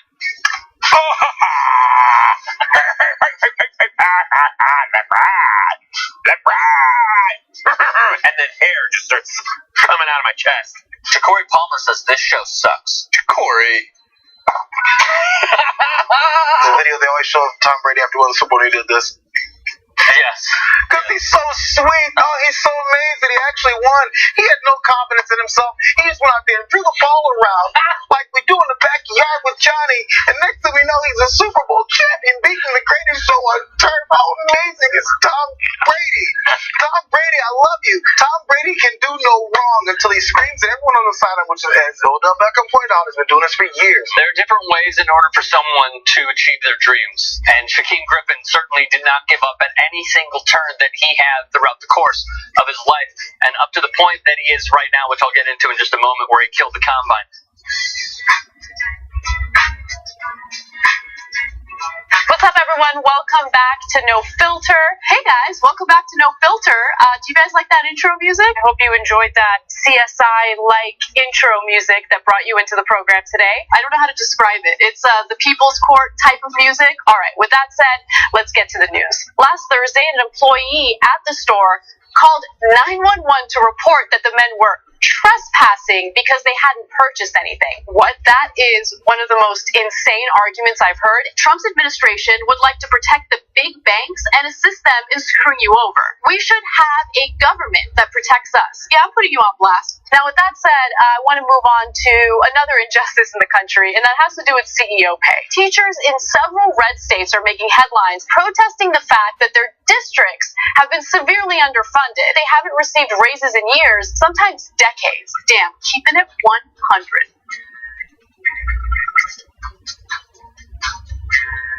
After a week of soul-crushing news out there, we break out the good stuff, and that means good news. There's a woman who flew around the world to adopt 4 children who have the same genetic disorder as her.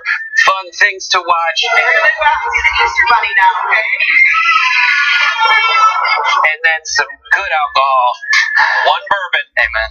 1 scotch, and 1 beer. Bud Lights, and then con más limón. Limón extra. And I'm going to play the dark and stormy Daniels drinking game. Rakı. It's the Turkish national drink, Hakkaisan Sake.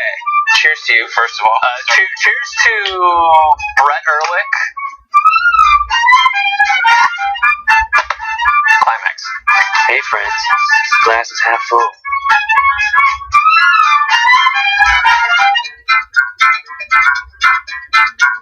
This is where we get our snacks. This is the salty stuff, all the sweets. This is the coffee 9000. I call it Hal. I'm afraid I can't let you do that, Jeff. This is where you get water. He doesn't talk. And then basically, if you're ever hungry, you can just go into here. I know people write their name on this stuff. I always thought that was weird because it all kind of tastes the same. Lemon basil pasta salad. Yeah, this looks like it'd probably be pretty good. No, I won't be eating that again. Throw that out.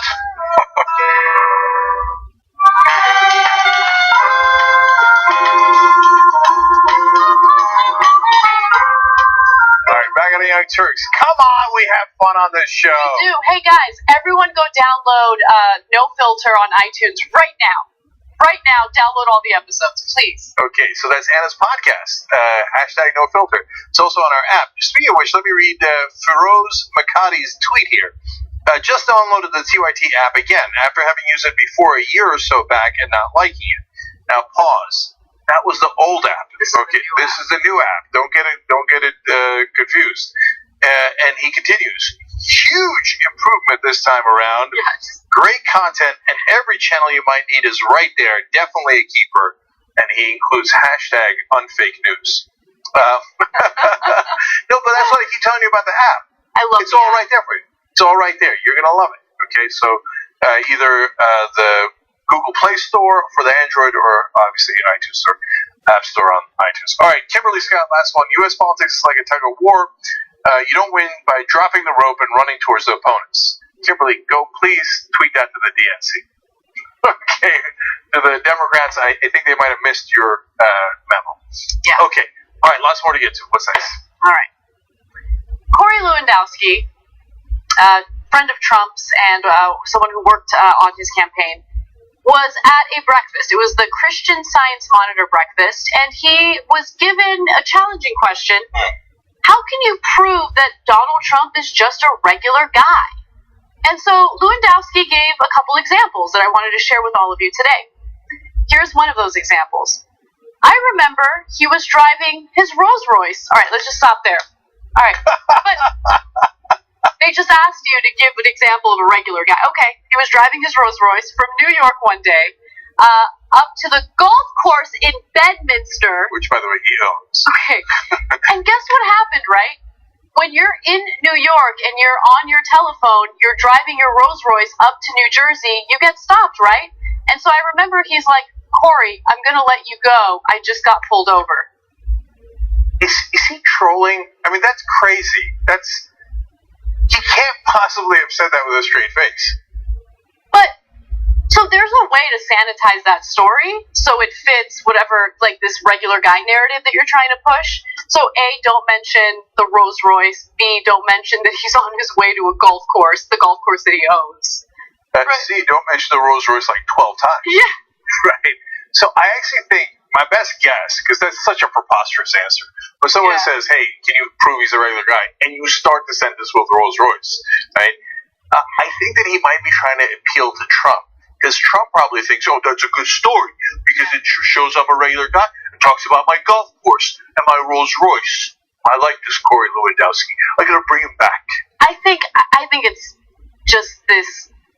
Like they're oblivious. I think they're so disconnected from the average American that like in there, but it wasn't a Testarossa, right? That's a car, right? Testarossa. I literally don't know if that's a car. I think it is. Okay. But I could be wrong. All right. Anyway, if we had to prove that we were regular people, I don't know that anyone's accusing us of being irregular. I think we can prove it. Last night on Old School, that's a show for just members that you would love, we were talking about how Ben and I were so, like, we keep our bad underwear, even though it doesn't fit right. But, I mean, what are you going to do, throw it away? Yes! Yes! TYT.com/join to become a member and get that Old School. You're going to love it. Anyway, more from Corey. Yes, more. As for more evidence of the president's everyman lifestyle, Lewandowski talked about the time Trump picked up a dinner tab for a party of 5. Okay, so here's what he said. The bill came and he took out his American Express card, which I thought was pretty cool. He took out his gold, his platinum American Express card, and he paid the bill. Okay, so no, first, he's doing it on purpose. That's think crazy. No. You can't look. The correction is what I think is the giveaway. So first of all, prove he's a regular guy. Paid dinner for 5 people. Wait, how is that regular guy? Yeah, most regular people can't pick up the tab for 5 people. Yeah, that's not a regular guy story, right? And Golden goes, no, platinum. Now you're doing that on purpose, and I'm sure it's to get in good graces of Trump. Because Trump's going to love that. Everybody else is going to laugh. Like, that proves the opposite, you schmuck. Yeah. Trump is going to go, oh, I like this guy. I like him a lot. You see what I'm saying? Yeah, so that card, by the way, has an annual fee of $550.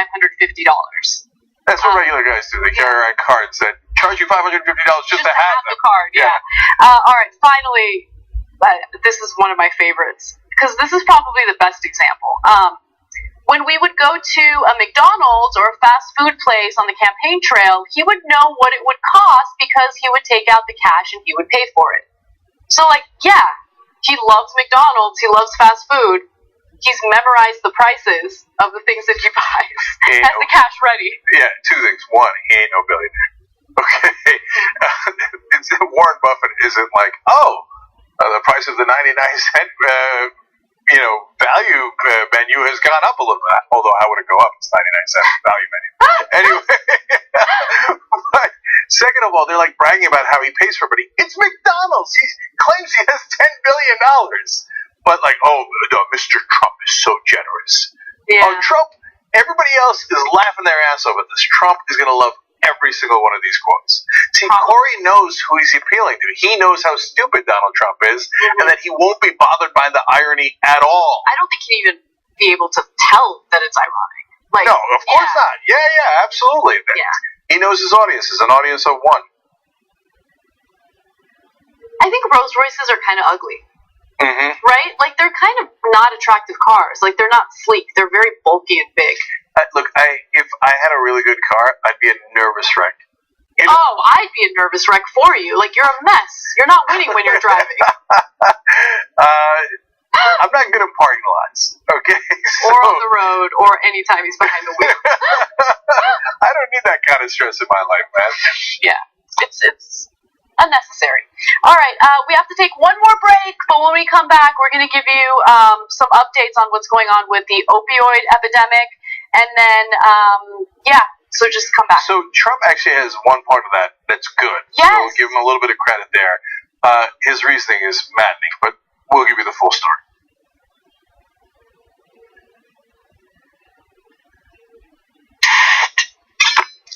See anyone you recognize? Maybe something you're curious about? It's okay. No need to be ashamed. I think it's normal to mull over the macabre from time to time. I mean, it just goes to show something about human nature. Why would we rather her had killed, 650 people in all these awful ways? I mean, this is like your Leatherface chainsaw, like a boogeyman. I think that a lot of these people were like, what's more powerful than the president? The person who kills the president. There is a dark side to human nature that we all want to explore. So, you stay up late, reading about what happened, how it happened. They would have shown all these girls that were being held captive if they had played it on a video cassette player, but they said we didn't have a cassette player, so we didn't They couldn't get one? As soon as they went to go check out Ed Gein, it became pretty obvious that he had done it. Yeah, he wasn't even trying. Yeah, you walk into Ed Gein's house and you have walked into Ed Gein's house. The media wants to find a boogeyman. At the end of the day, they want to find an answer that they can pin something on, even if it's not the most accurate or correct. I absolutely think that the parents are hiding something. Right. Something's not adding up about their story. The Anchorage Police Department said that her lifestyle left a lot to be desired. Even though they interviewed Robert Hansen, they still were like, you're a slut. Statistically, we've all met someone who's murdered someone. It's murder with friends. Don't be scared. You're among friends.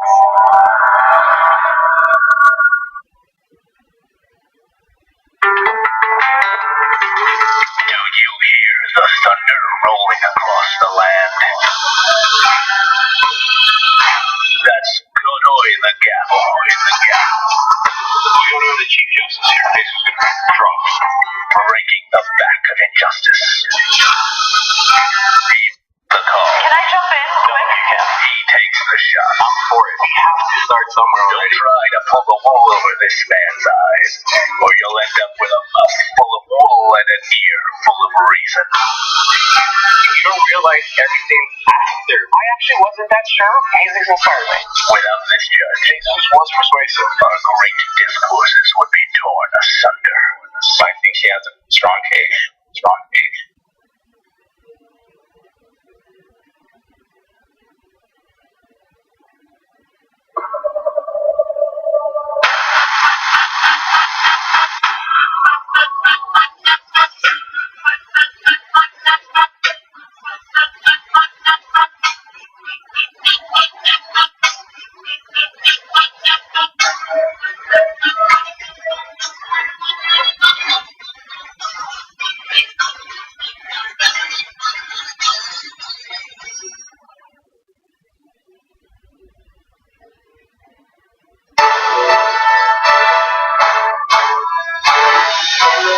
Breaking news with Brett Ehrlich. This is Brett Ehrlich with breaking news with Brett Ehrlich. Bernie Sanders wants to break Wall Street, and he wants to break it real bad.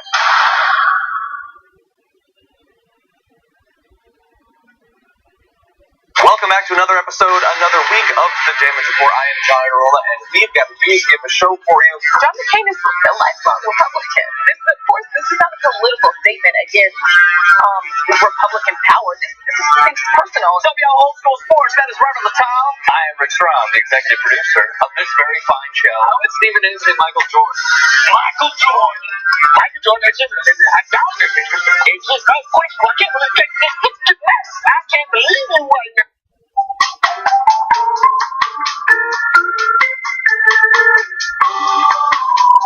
Alright, back on the Young Turks. Dan writes in on Twitter, Testarossa Ferrari from the 80s.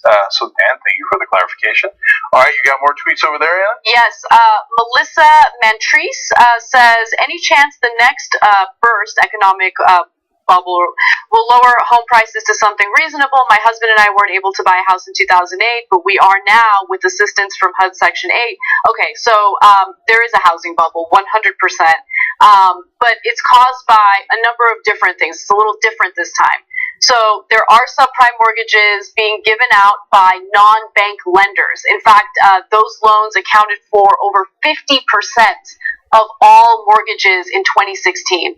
So yes, there is certainly a housing bubble because of that, but there's also an issue with foreign investors. So a lot of foreign investors are laundering their money in U.S. real estate, and they're from all over the place, China, Russia, you name it, and they have no interest in living here. They're just buying up property and then hiring companies that make it seem as though someone's living there, because there are rules against buying properties that you're not going to live in.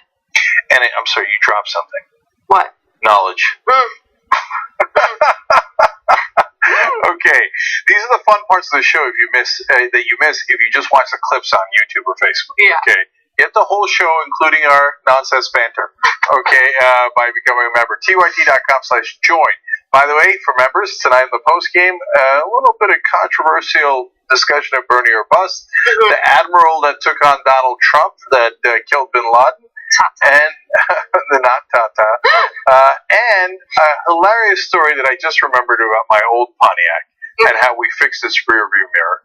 You're gonna love that story. tyt.com/join. All right, what's next? All right. There has been a shocking number of overdoses in New Haven Park, and the individuals behind this drug trafficking are being investigated. One of them has already been in custody. So at least 71 people overdosed in less than 24 hours in New Haven, Connecticut.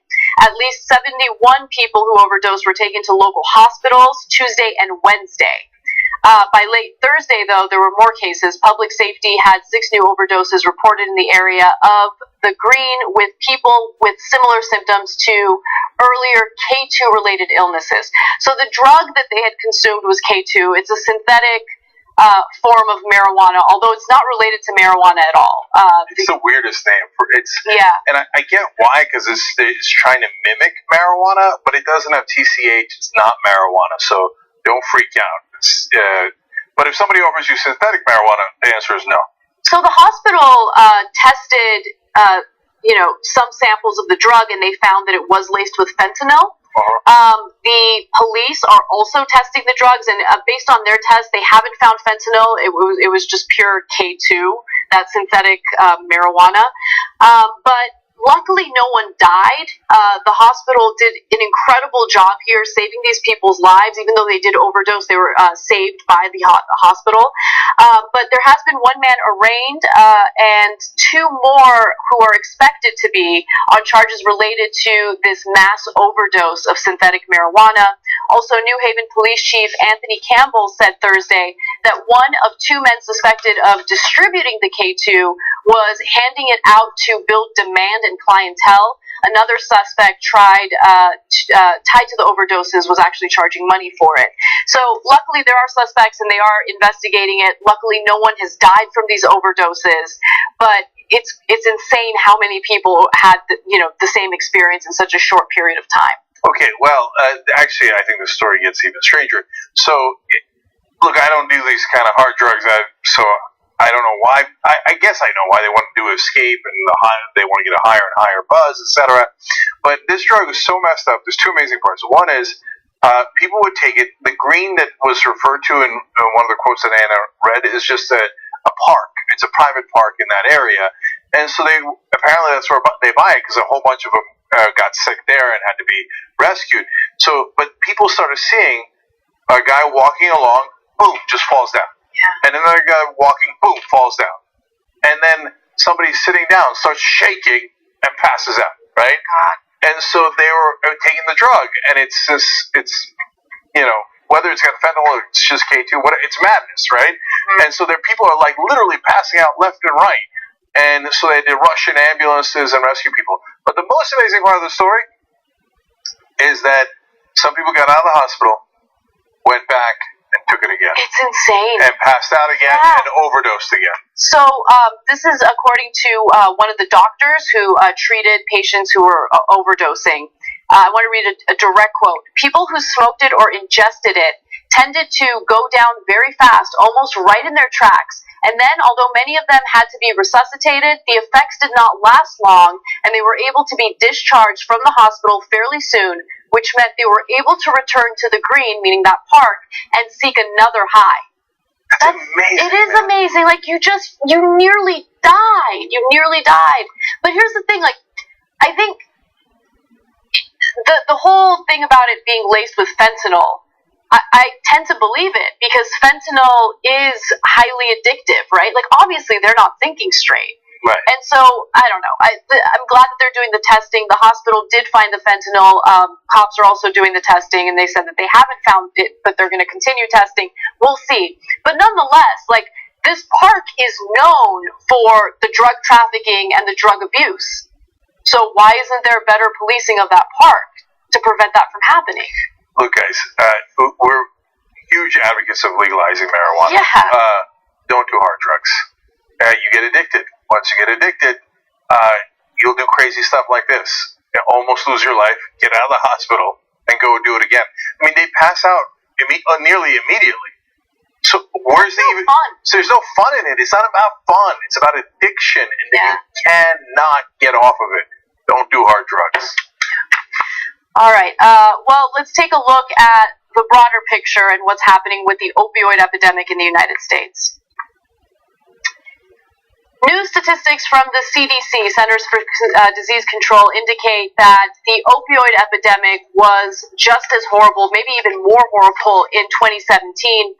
In fact, drug overdoses killed about 72,000 Americans last year. That's a record number that reflects a rise of around 10%. Now, I want to be clear, the 72,000 Americans who died from drug overdoses didn't die solely from opioid abuse. There are other drugs involved in this number as well. But there are a growing number of Americans who are using opioids, and drugs are also becoming more deadly. And that is a reference to drugs like fentanyl, which we're finding laced in other drugs. So strong synthetic opioids like fentanyl and its its analogs have become mixed into black market supplies of heroin, cocaine, methamphetamine, and a class of anti-anxiety medicines known as benzos. So you're not going to pronounce that. I have no idea. They're called benzos. Okay. That's what the rappers call them. Okay, I didn't know that either. Yeah. All right, so a couple things here. First, just a little bit of politics. I thought Donald Trump said he was going to get rid of the opioid problem. In fact, he made a very specific promise. He said that he was going to lower the amount of people who were addicted to it and the number of deaths by a third within 3 years. Well, let's hear from Trump because we have some video of him. We got $6 billion. That's B billion. 700 B billion. But we got $6 billion for opioid and getting rid of that scourge that's taking over our country. And the numbers are way down. We're getting the word out. Bad stuff. You go to the hospital, you have a broken arm, you come out, you're a drug addict with this crap. It's way down. We're doing a good job with it. But we got $6 billion to help us with opioid. Okay, so believe it or not, I'm going to give him credit in just a minute, but he did not dedicate $6 billion. He dedicated $1 billion, okay? And he does have some proposals that I think will work. And to be fair, he said the numbers are way down. They're not. Clearly, they're not down. But in order for policy to become effective, you got to give it time. So, anyway, numbers are not way down. Just be clear about that. Everything he says is a goddamn lie. It's so annoying to listen to. We got, first of all, we got 700 billion with a B, then we got 6 billion. Why did you mention 700 billion? Yeah, I don't know. What did that have anything to do with anything else? That doesn't make any sense.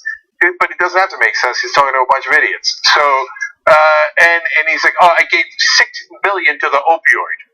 Whatever that means, okay, but it turns out, of course, it's 1 billion. And he says, oh, it's way down. Except we just showed you, it's the number of deaths is up by 10%. The number of people addicted to opioids in 2016, as an example of how big it was 2.1 million people in the country, according to a study. But those are the people who admitted it, let alone the people who don't admit it, the people who are addicted and have no phone, right, etc. So that number way understates it. But under Trump, and to be fair to Trump, because we're maniacally fair, we should do like the Republicans do, just and never give him credit under all circumstances, right? But he did. For example, we point out he didn't start the economic recovery or the low unemployment numbers. Those have been going for 93 straight months. They started under Obama. But he also didn't start the opioid epidemic. It started a long time ago, and now, unfortunately, though, he has also not helped to reduce it at all. It has increased. So fair on both sides. Right. So as I mentioned, the federal government has dedicated some funding to fight the opioid epidemic to the tune of $1 billion, not $6 billion. But that's with a B. Yeah, but it is with a B, to be fair. Okay, and then there's 700 billion. Unrelated to this story, but it exists. So, but look, I think Trump does have some good ideas. So here's where I'm giving him credit. Let's go to graphic 61. So Trump has asked Attorney General Jeff Sessions to bring federal lawsuits against certain companies supplying opioids to hospitals rather than joining state lawsuits. I commend him on that. Now, Trump goes back and forth on things. You know, he says he's going to negotiate drug prices with pharmaceutical companies, and then he doesn't do it. So who knows what he's really going to do. But the fact that he had this in his head makes me want to give him some credit. Hopefully he'll carry this out. And by the way, multiple states have filed lawsuits against the pharmaceutical companies who have been aggressively pushing these drugs and who have understated how addictive these drugs really are. Trump earlier this year called for new steps to combat the opioid epidemic.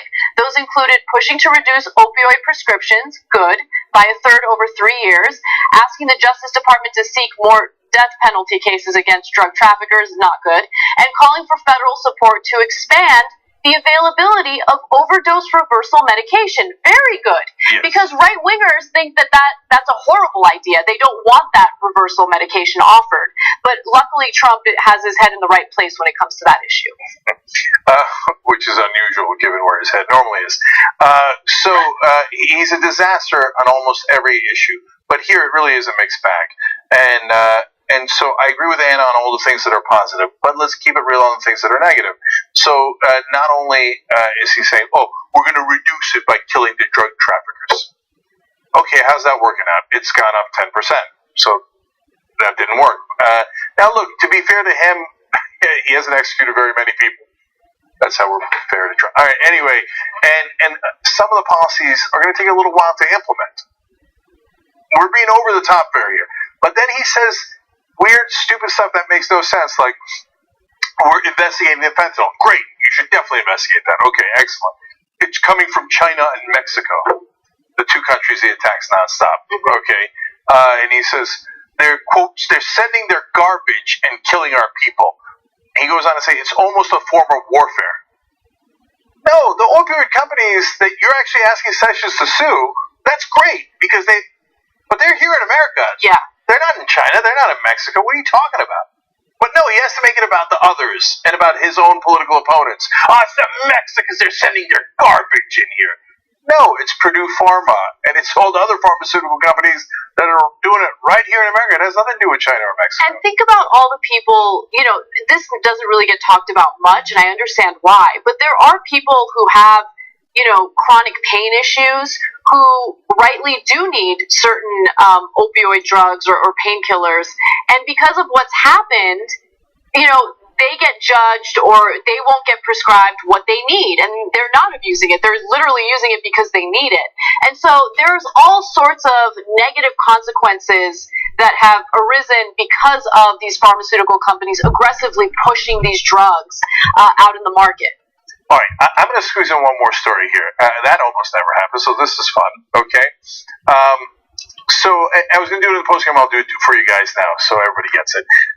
So this guy named William McRaven, he is a former Navy admiral, pretty well-known one because he was the one who oversaw the mission to kill a guy named Bin Laden.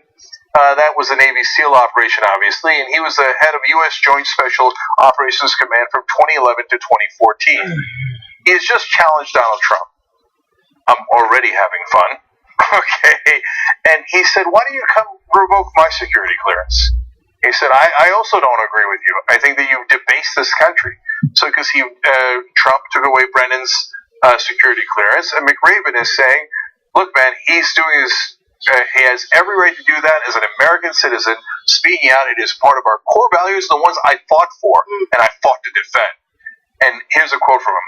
He said, through your actions, you have embarrassed us in the eyes of our children, humiliated us on the world stage, and worst of all, divided us as a nation. Damn. Man. That's so Raven. Here's who you don't want to mess with, McRaven. Just ask Bin Laden. So I'm curious what the MAGA guys are going to say. I mean, they did things that were previously unimaginable, like attacking the FBI and saying, "Oh, the FBI is terrible. Our law enforcement is terrible." Right? Are they going to attack McRaven, Admiral McRaven? Probably. Yeah. Remember what he said about McCain? I prefer people who weren't captured. Go for it. Go for it. Go after Admiral McRaven and Donald Trump. See how it turns out for you. Unfortunately, your MAGA guys probably will support you because they have no respect for this country. All right, guys, we're out of town, but I do still have two great post-game things for you guys. What we did, hilarious story about my old car, and Anna talking about Bernie or bust. Controversy. Rebel Headquarters is next. Bye-bye.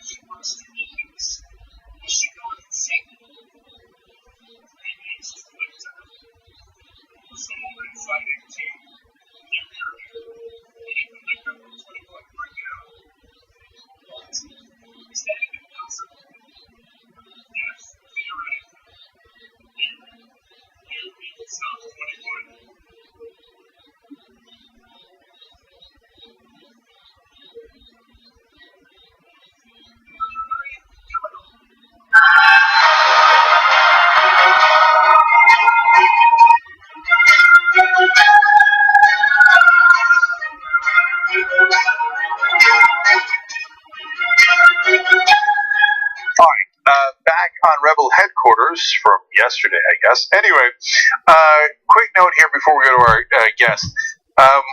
The next big race for Just Democrats is Carrie Evelyn Harris. She's in Delaware, and she's running for Senate, but that is a very, very winnable seat. She's running against Tom Carper. He's really well liked in Washington, which means the lobbyists and the donors love him. And Carper, by the way, you know how much of his money is received for people giving under $200? 2%. 98% comes from incredibly wealthy people and corporations. So go support Carrie, and the way you can do that is by phone banking for her. It makes all the difference. Again, that's how Ocasio-Cortez won. They need people to hop on the dialers on Mondays, Thursdays, and Fridays, and Saturdays. Apparently they're okay on Tuesdays and Wednesdays. Anyway, CarrieHarris.com/phonebank. Phone bank, okay? Carrie is Kerri. CarrieHarris.com/phonebank. Get in the game, okay? So, now we have with us Dimitri Shane. He is running for Arkansas's House of Representatives seat, and he's got a fascinating story. Dimitri, welcome to the program. Hey, Cenk, it's Dimitri, and not Arkansas, Alaska, but Did I just say Arkansas? Yeah, I know it's Alaska. You're running against Don Young, but yeah, I could, and I thought to myself, don't say Arkansas. Okay, and I'm the nervous one, so don't worry. All right, so is Don Young still going to run? He's 85. Is that the Republican in the race? Yeah, he's still, spreading his bigotry and hate around up here. So yeah, he's still running. Okay, he's been in office since 1972. I want to say that over 40 years. Wow. Okay. So why bigotry and hatred? For the people that don't live in Alaska, what's Don Young all about? He has said some racist things, and he has spoken out against our LGBTQ community, and he has said some pretty awful things about minorities and so forth. Okay, now Dimitri, you're originally from Russia. Can you see your old house from your new house in Alaska? The way that our government is actually disregarding our rule of law and the cronyism and the corruption, I am starting to see Russia from my house, yes. Okay, I didn't see that coming. That was a nice twist there. Okay, so let's talk about the primaries for a second, then I want to get back to your personal life, which is fascinating. What's the situation in the Democratic primary then? We have essentially two candidates who are kind of fighting for the primary to win the primary. There's me and my opponent. And I think it's getting close. I've just had a debate with her, and I've actually won the endorsement of the newspaper here that kind of sums it up. Yeah. That looks like Obama's victory. I was victorious in the debate, and it was a good deal. And I think the quote was that I have a clear message to defeat Don Young. All right, excellent. And you guys came from Russia back in the day. At that point, but you grew up under the Soviet Union partially, right? Yeah, I grew up in the Soviet Union, and my mother and I immigrated when I was 12, around 93, right at the collapse of the Soviet Union. Right. Do you remember those days? Oh, definitely, yeah. I remember standing in the bread line with my grandfather. I remember the lack of heat, electricity. I remember a lot. Wow. And then your story is amazing. Your mom worked at Walmart, but then became an engineer. Is that right? Yeah. So, we immigrated to the United States. We fell on some hard times. We lived in a shelter for a while. And my mother, worked really hard. She worked at Walmart. She worked nights. And she went to college here, our local state college, University of Alaska Anchorage, and got her master's in engineering. And so she's now an engineer here working in Alaska. And I see that you were an accountant. You worked, and you started an e-commerce company. But one more thing about your personal life, though, so you adopted 4 kids in 2016. You already had 2. That makes 6.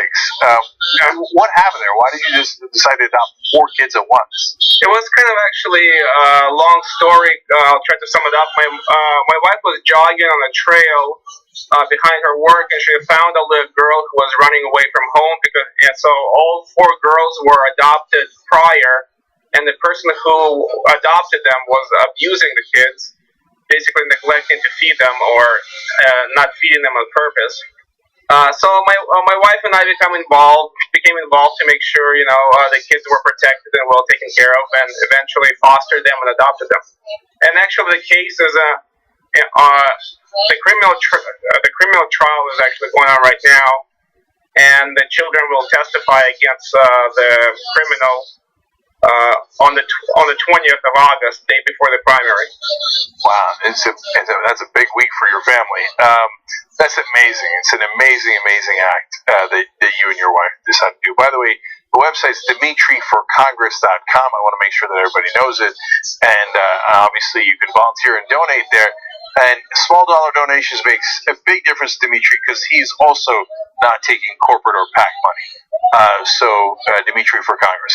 So let's talk about policy. You say repeal the reckless tax cuts. Would you like all of them? Just bring back corporate taxes from 21 to 35? Would you repeal all the tax cuts?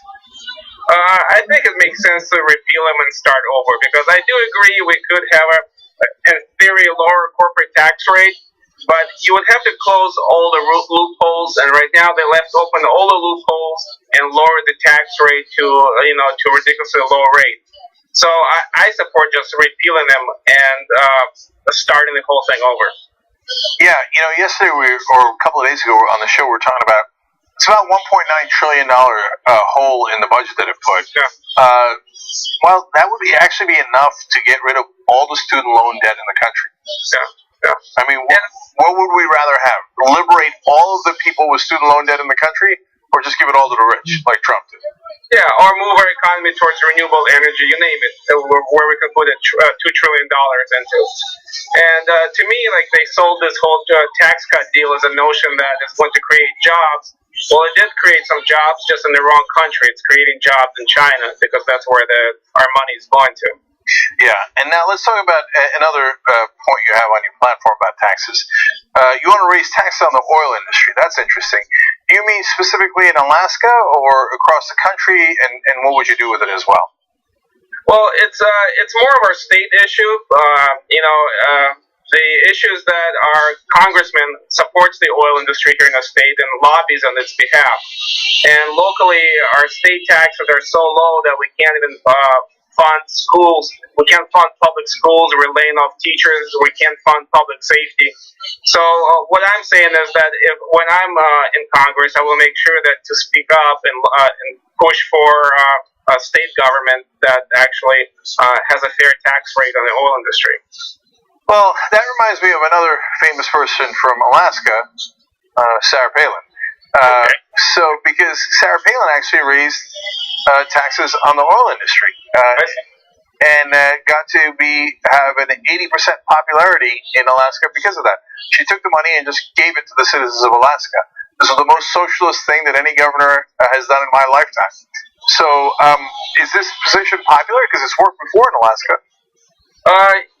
The issue is that in our state legislature, we have a lot of cronies who actually work for the oil industry. So we have oil industry employees kind of passing these tax cuts to give their bosses and the companies they work for these huge tax breaks. So, I think the people will support a fair tax on the oil industry, especially when these services are being cut. Yeah, and that's why I care so much about people not taking corporate PAC money, because well, then we can trust you that you're not secretly working for the oil companies, that you're actually going to vote and work for the people of your district, or in this case, Alaska. So, at least one more policy here. Earlier in the Young Turks show, we were talking about the opioid epidemic. You've got that list on your list of priorities as well. What would you do about it? What do you think is the main source of the problem? The opioid epidemic, of course, I think occurred because of the pharmaceutical companies pushing their drugs. And my wife is a physician, and she saw this effort, the marketing effort, to market these opioids as not habit-forming. But overall, I think we need a better healthcare system. That is why I'm campaigning on single-payer Medicare for all, And I think once you have a robust, functional healthcare system that makes healthcare of the American people a priority, it will be a lot easier to tackle something like a opioid epidemic. So you're endorsed by Our Revolution, and then Our Revolution Alaska as well, Progressive Democrats of America. It goes on. I'm amused that you also put an endorsement of Santa Claus. Nicely done. Yeah, like it was one of my first endorsements, and the first one is the most special one. Yeah. So you were apparently on the good list. I was not on the naughty list. No. Don Young might have some issues there. Let me ask you what the mainstream press, how they paint progressives such as yourself, because you're for Medicare for all, getting money out of politics.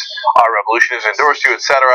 They'll say, well, Alaska's a red state, so shouldn't you pick a more conservative Democrat to try to appeal to Republicans? Yeah. So my answer to that is we have actually done that for the last 40 years. So, but why keep doing the same thing and expecting the different results? And the interesting point is that Alaska has the highest healthcare costs in the entire nation. So if you're going to pick a state where to run on the platform of single-payer Medicare for all, Alaska is actually the best state to run on this platform because everybody's being hurt by these insurance companies and the healthcare industry that's out of control. All right, DimitriForCongress.com. Thank you so much for joining us on Rebel Headquarters. All right, we'll be right back.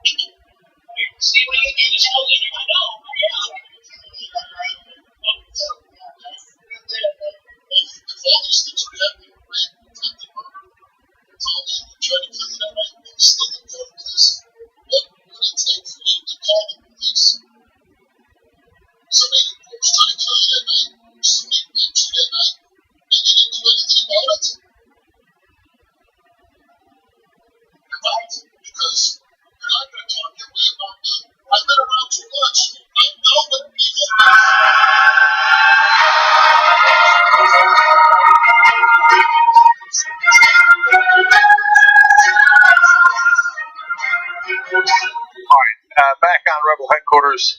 go to our next guest here. Joining me now is Michael Hepburn. He is running Florida's 27th district, and he is a Justice Democrat. Michael, welcome to the program. Man, thank you so much. Appreciate this. No problem. Great to have you join us here. So first, let's talk about who is the incumbent in this race. I know she's retiring, but in political circles, she's a little famous. So can you tell us about her a little bit? Yeah, sure. So my congresswoman for the last 2+ decades has been Ileana Ros-Lehtinen. You're right. So she announced earlier this year that she will be retiring and not running for re-election, or was it last year? All the days are starting to look the same. But pretty famous on the Republican side. This is officially now a Democratic district, or a Democrat-led district, as far as the amount of people registered to vote and how we turned out in presidential elections. But she's definitely been able to be the congresswoman for a long time. So it's kind of historic that she's retiring, but at the same time, I would like to say that I think we've had something to do with that process and that decision for her. Yeah, and that's partly why I was asking, because it's now headed towards, it looks like, the Democratic Party, especially in the kind of election that 2018 is shaping up to be. So you've got 5 Democrats in the primary. So you're a Just Democrat, which means that you don't take any corporate PAC money, and means that you're fairly progressive, to say the least. Are you the most progressive Democrat in the race? Well, let me back up a little bit. I'm not really a big fan of titles. So when it comes down to the policy that I'm pushing and the things that I stand for, I personally think it's just the right thing to do. It's things that's going to allow the American people, working class people in this nation, to move forward, right? So if people call that progressive, then I guess I'm progressive. But the reason I say that is this. We have a whole lot of people running this race, and everybody's pushing the progressive tag, but everybody's doing different things. You got people taking money from Wall Street. You got some folks taking money from Big Sugar. You got some people that's scared to say single payer, but then all of us are saying we're progressive. So now you see one of the reasons why I don't like labels, because if that's been a progressive, then please don't put me in that group. Man, only in Florida do you have to worry about Big Sugar. Right? I mean, everybody's getting bribed up in here, and it's like they're just getting bribed by different people. So in that case, I'm sorry, I meant campaign donations. Anyway, now you got to worry about sugar buying people off.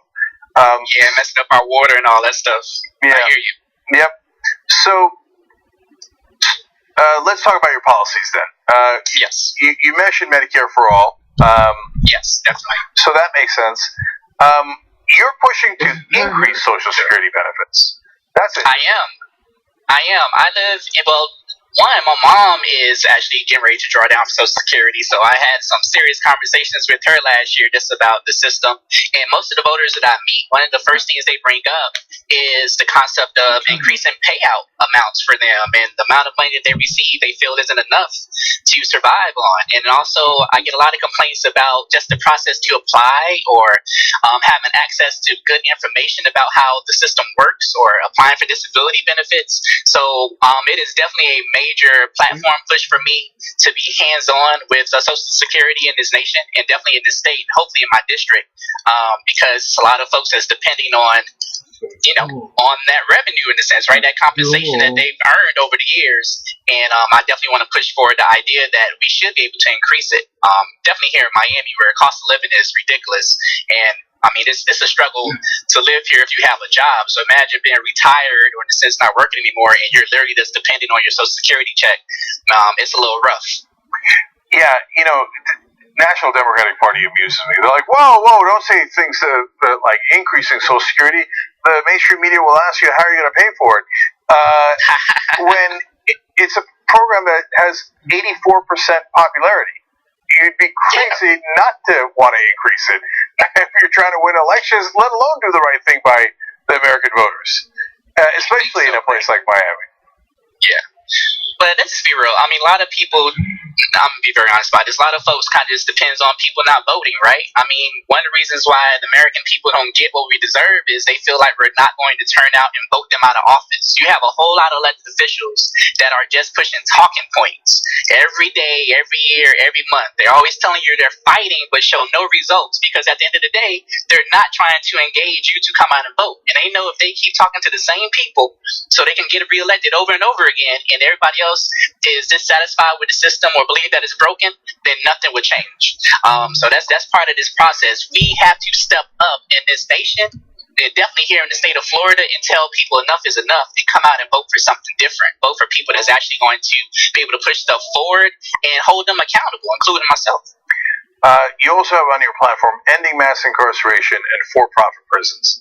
Do you mean reducing them, or do you mean that's it, you're done, pack your bags, there's no more private prisons?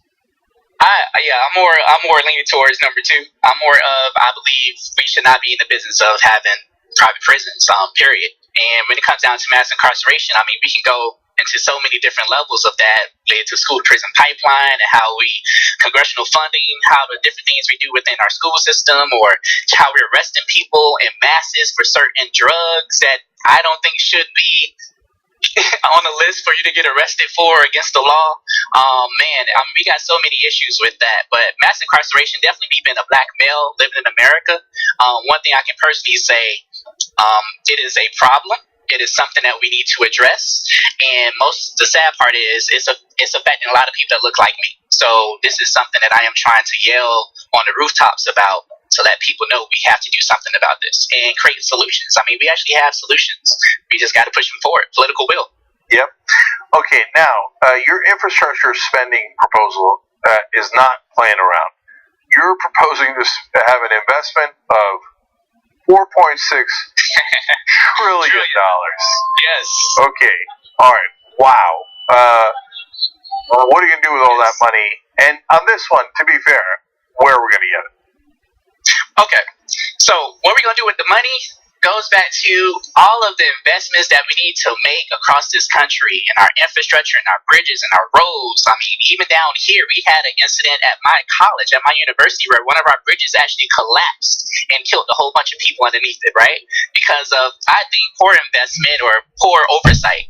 But then on top of that, I'm really big about mass transit as well. Like, we literally need to push forth mass transit programs and initiatives and heavy rail and different things like that across this nation as well, especially here in South Dade. So it's so much we can do when it comes down to infrastructure. Now, as far as where the money comes from, we got whole different solutions with that, right? But I am more of, hey, we can do a financial tax. We can eliminate corporate deductions. We can tax corporations, the ones that have all their money overseas. We can stop going to war and maybe reallocate some money from our military spending budget. So we have some options. One thing I can definitely say is it won't be coming from working class people. I really do believe corporations in the top 1% in this nation needs to pay their fair share. So they'll be one of the first people I'm calling. I think that you answered my earlier question about who's the most progressive person in the race. $4.6 trillion infrastructure. 4.6. But you know what? Let's be fair. It's not like I'm trying to spend it in one day. I'm literally trying to say we have to be serious about the infrastructure in our nation. We need to really understand that it's something that we have not invested in for a very long time. And we can spread it out over the next 10 years to get this done. So it's not something that I'm saying we have to do overnight, but I am definitely saying within this decade of time, hopefully once we're elected, we should be able to push for some massive infrastructure development throughout our nation, and it's going to spur a whole lot of economic development as well. Right. I mean, there's no question it would create a massive amount of jobs, and then that also helps the economy, obviously. All right. I want to talk a little bit about your background, because you won the Distinguished Miami Herald Silver Knight in Athletics for Miami Central Senior High. I did. You went way back. Yeah, I got in a hot tub time machine here. And you had an initiative to take back a local park to make it a safe place for neighborhood kids while you were in high school. I did nothing in high school. Anyway, how did you do that? How did you get the park back? It took some time. It took some grit. To be honest with you, I almost lost my life from this initiative. It started in 9th grade. It was a plan of mine to try to develop better relationships with the police department here, to engage my neighbors, for us to come outside more and actually take back our park, because if we're not utilizing the space, then other folks that's not doing productive things on that space or in that land will be there, right? So I tried to have different events, Get Hype Fridays, weekend football tournaments, different town halls, different meetings at the park, so we can actually take back our park. And the sad part is, over those 3 years, we were really able to kind of push different initiatives and get some partnerships going. And then in 12th grade, when I finally was able to get to the point where it was working, 2 police officers felt that, I guess, a bunch of young black men couldn't be at a park at 7 o'clock playing football doing something productive. So I actually had a gun pulled out on me and almost lost my life. If that cop would have pulled the trigger, I would not be on the phone with you tonight. Wow. So it's the sad part is, not everyone is trying to create opportunity for all. Not everyone believes that you shouldn't judge a book by its cover type of thing. But at the end of the day, if you believe in something, you have to be willing to fight for it. And in my case, man, in high school, I just knew that was something that I wanted. I was tired of getting hit by cars and playing street football and getting cut up in the street and stuff like that from falling. I wanted to play at my park. So that was something I was willing to fight for. No, you're an amazing guy, man. And Just Democrats try to find local community leaders, and so I think they got one here. That's cool. Everybody check out michaelhepburn.com. Please volunteer and donate, because that makes a big difference. He doesn't make any corporate PAC money. Volunteers make a huge difference, and so do small dollar donations. All right, Michael. Thank you so much for joining us. Really appreciate it. Good luck. Anytime. Thank you. Having lived in Miami, it'd be great to get that seat for True Progressive. That would be awesome. Okay, we gotta go. We'll see you in the postgame. Bye-bye.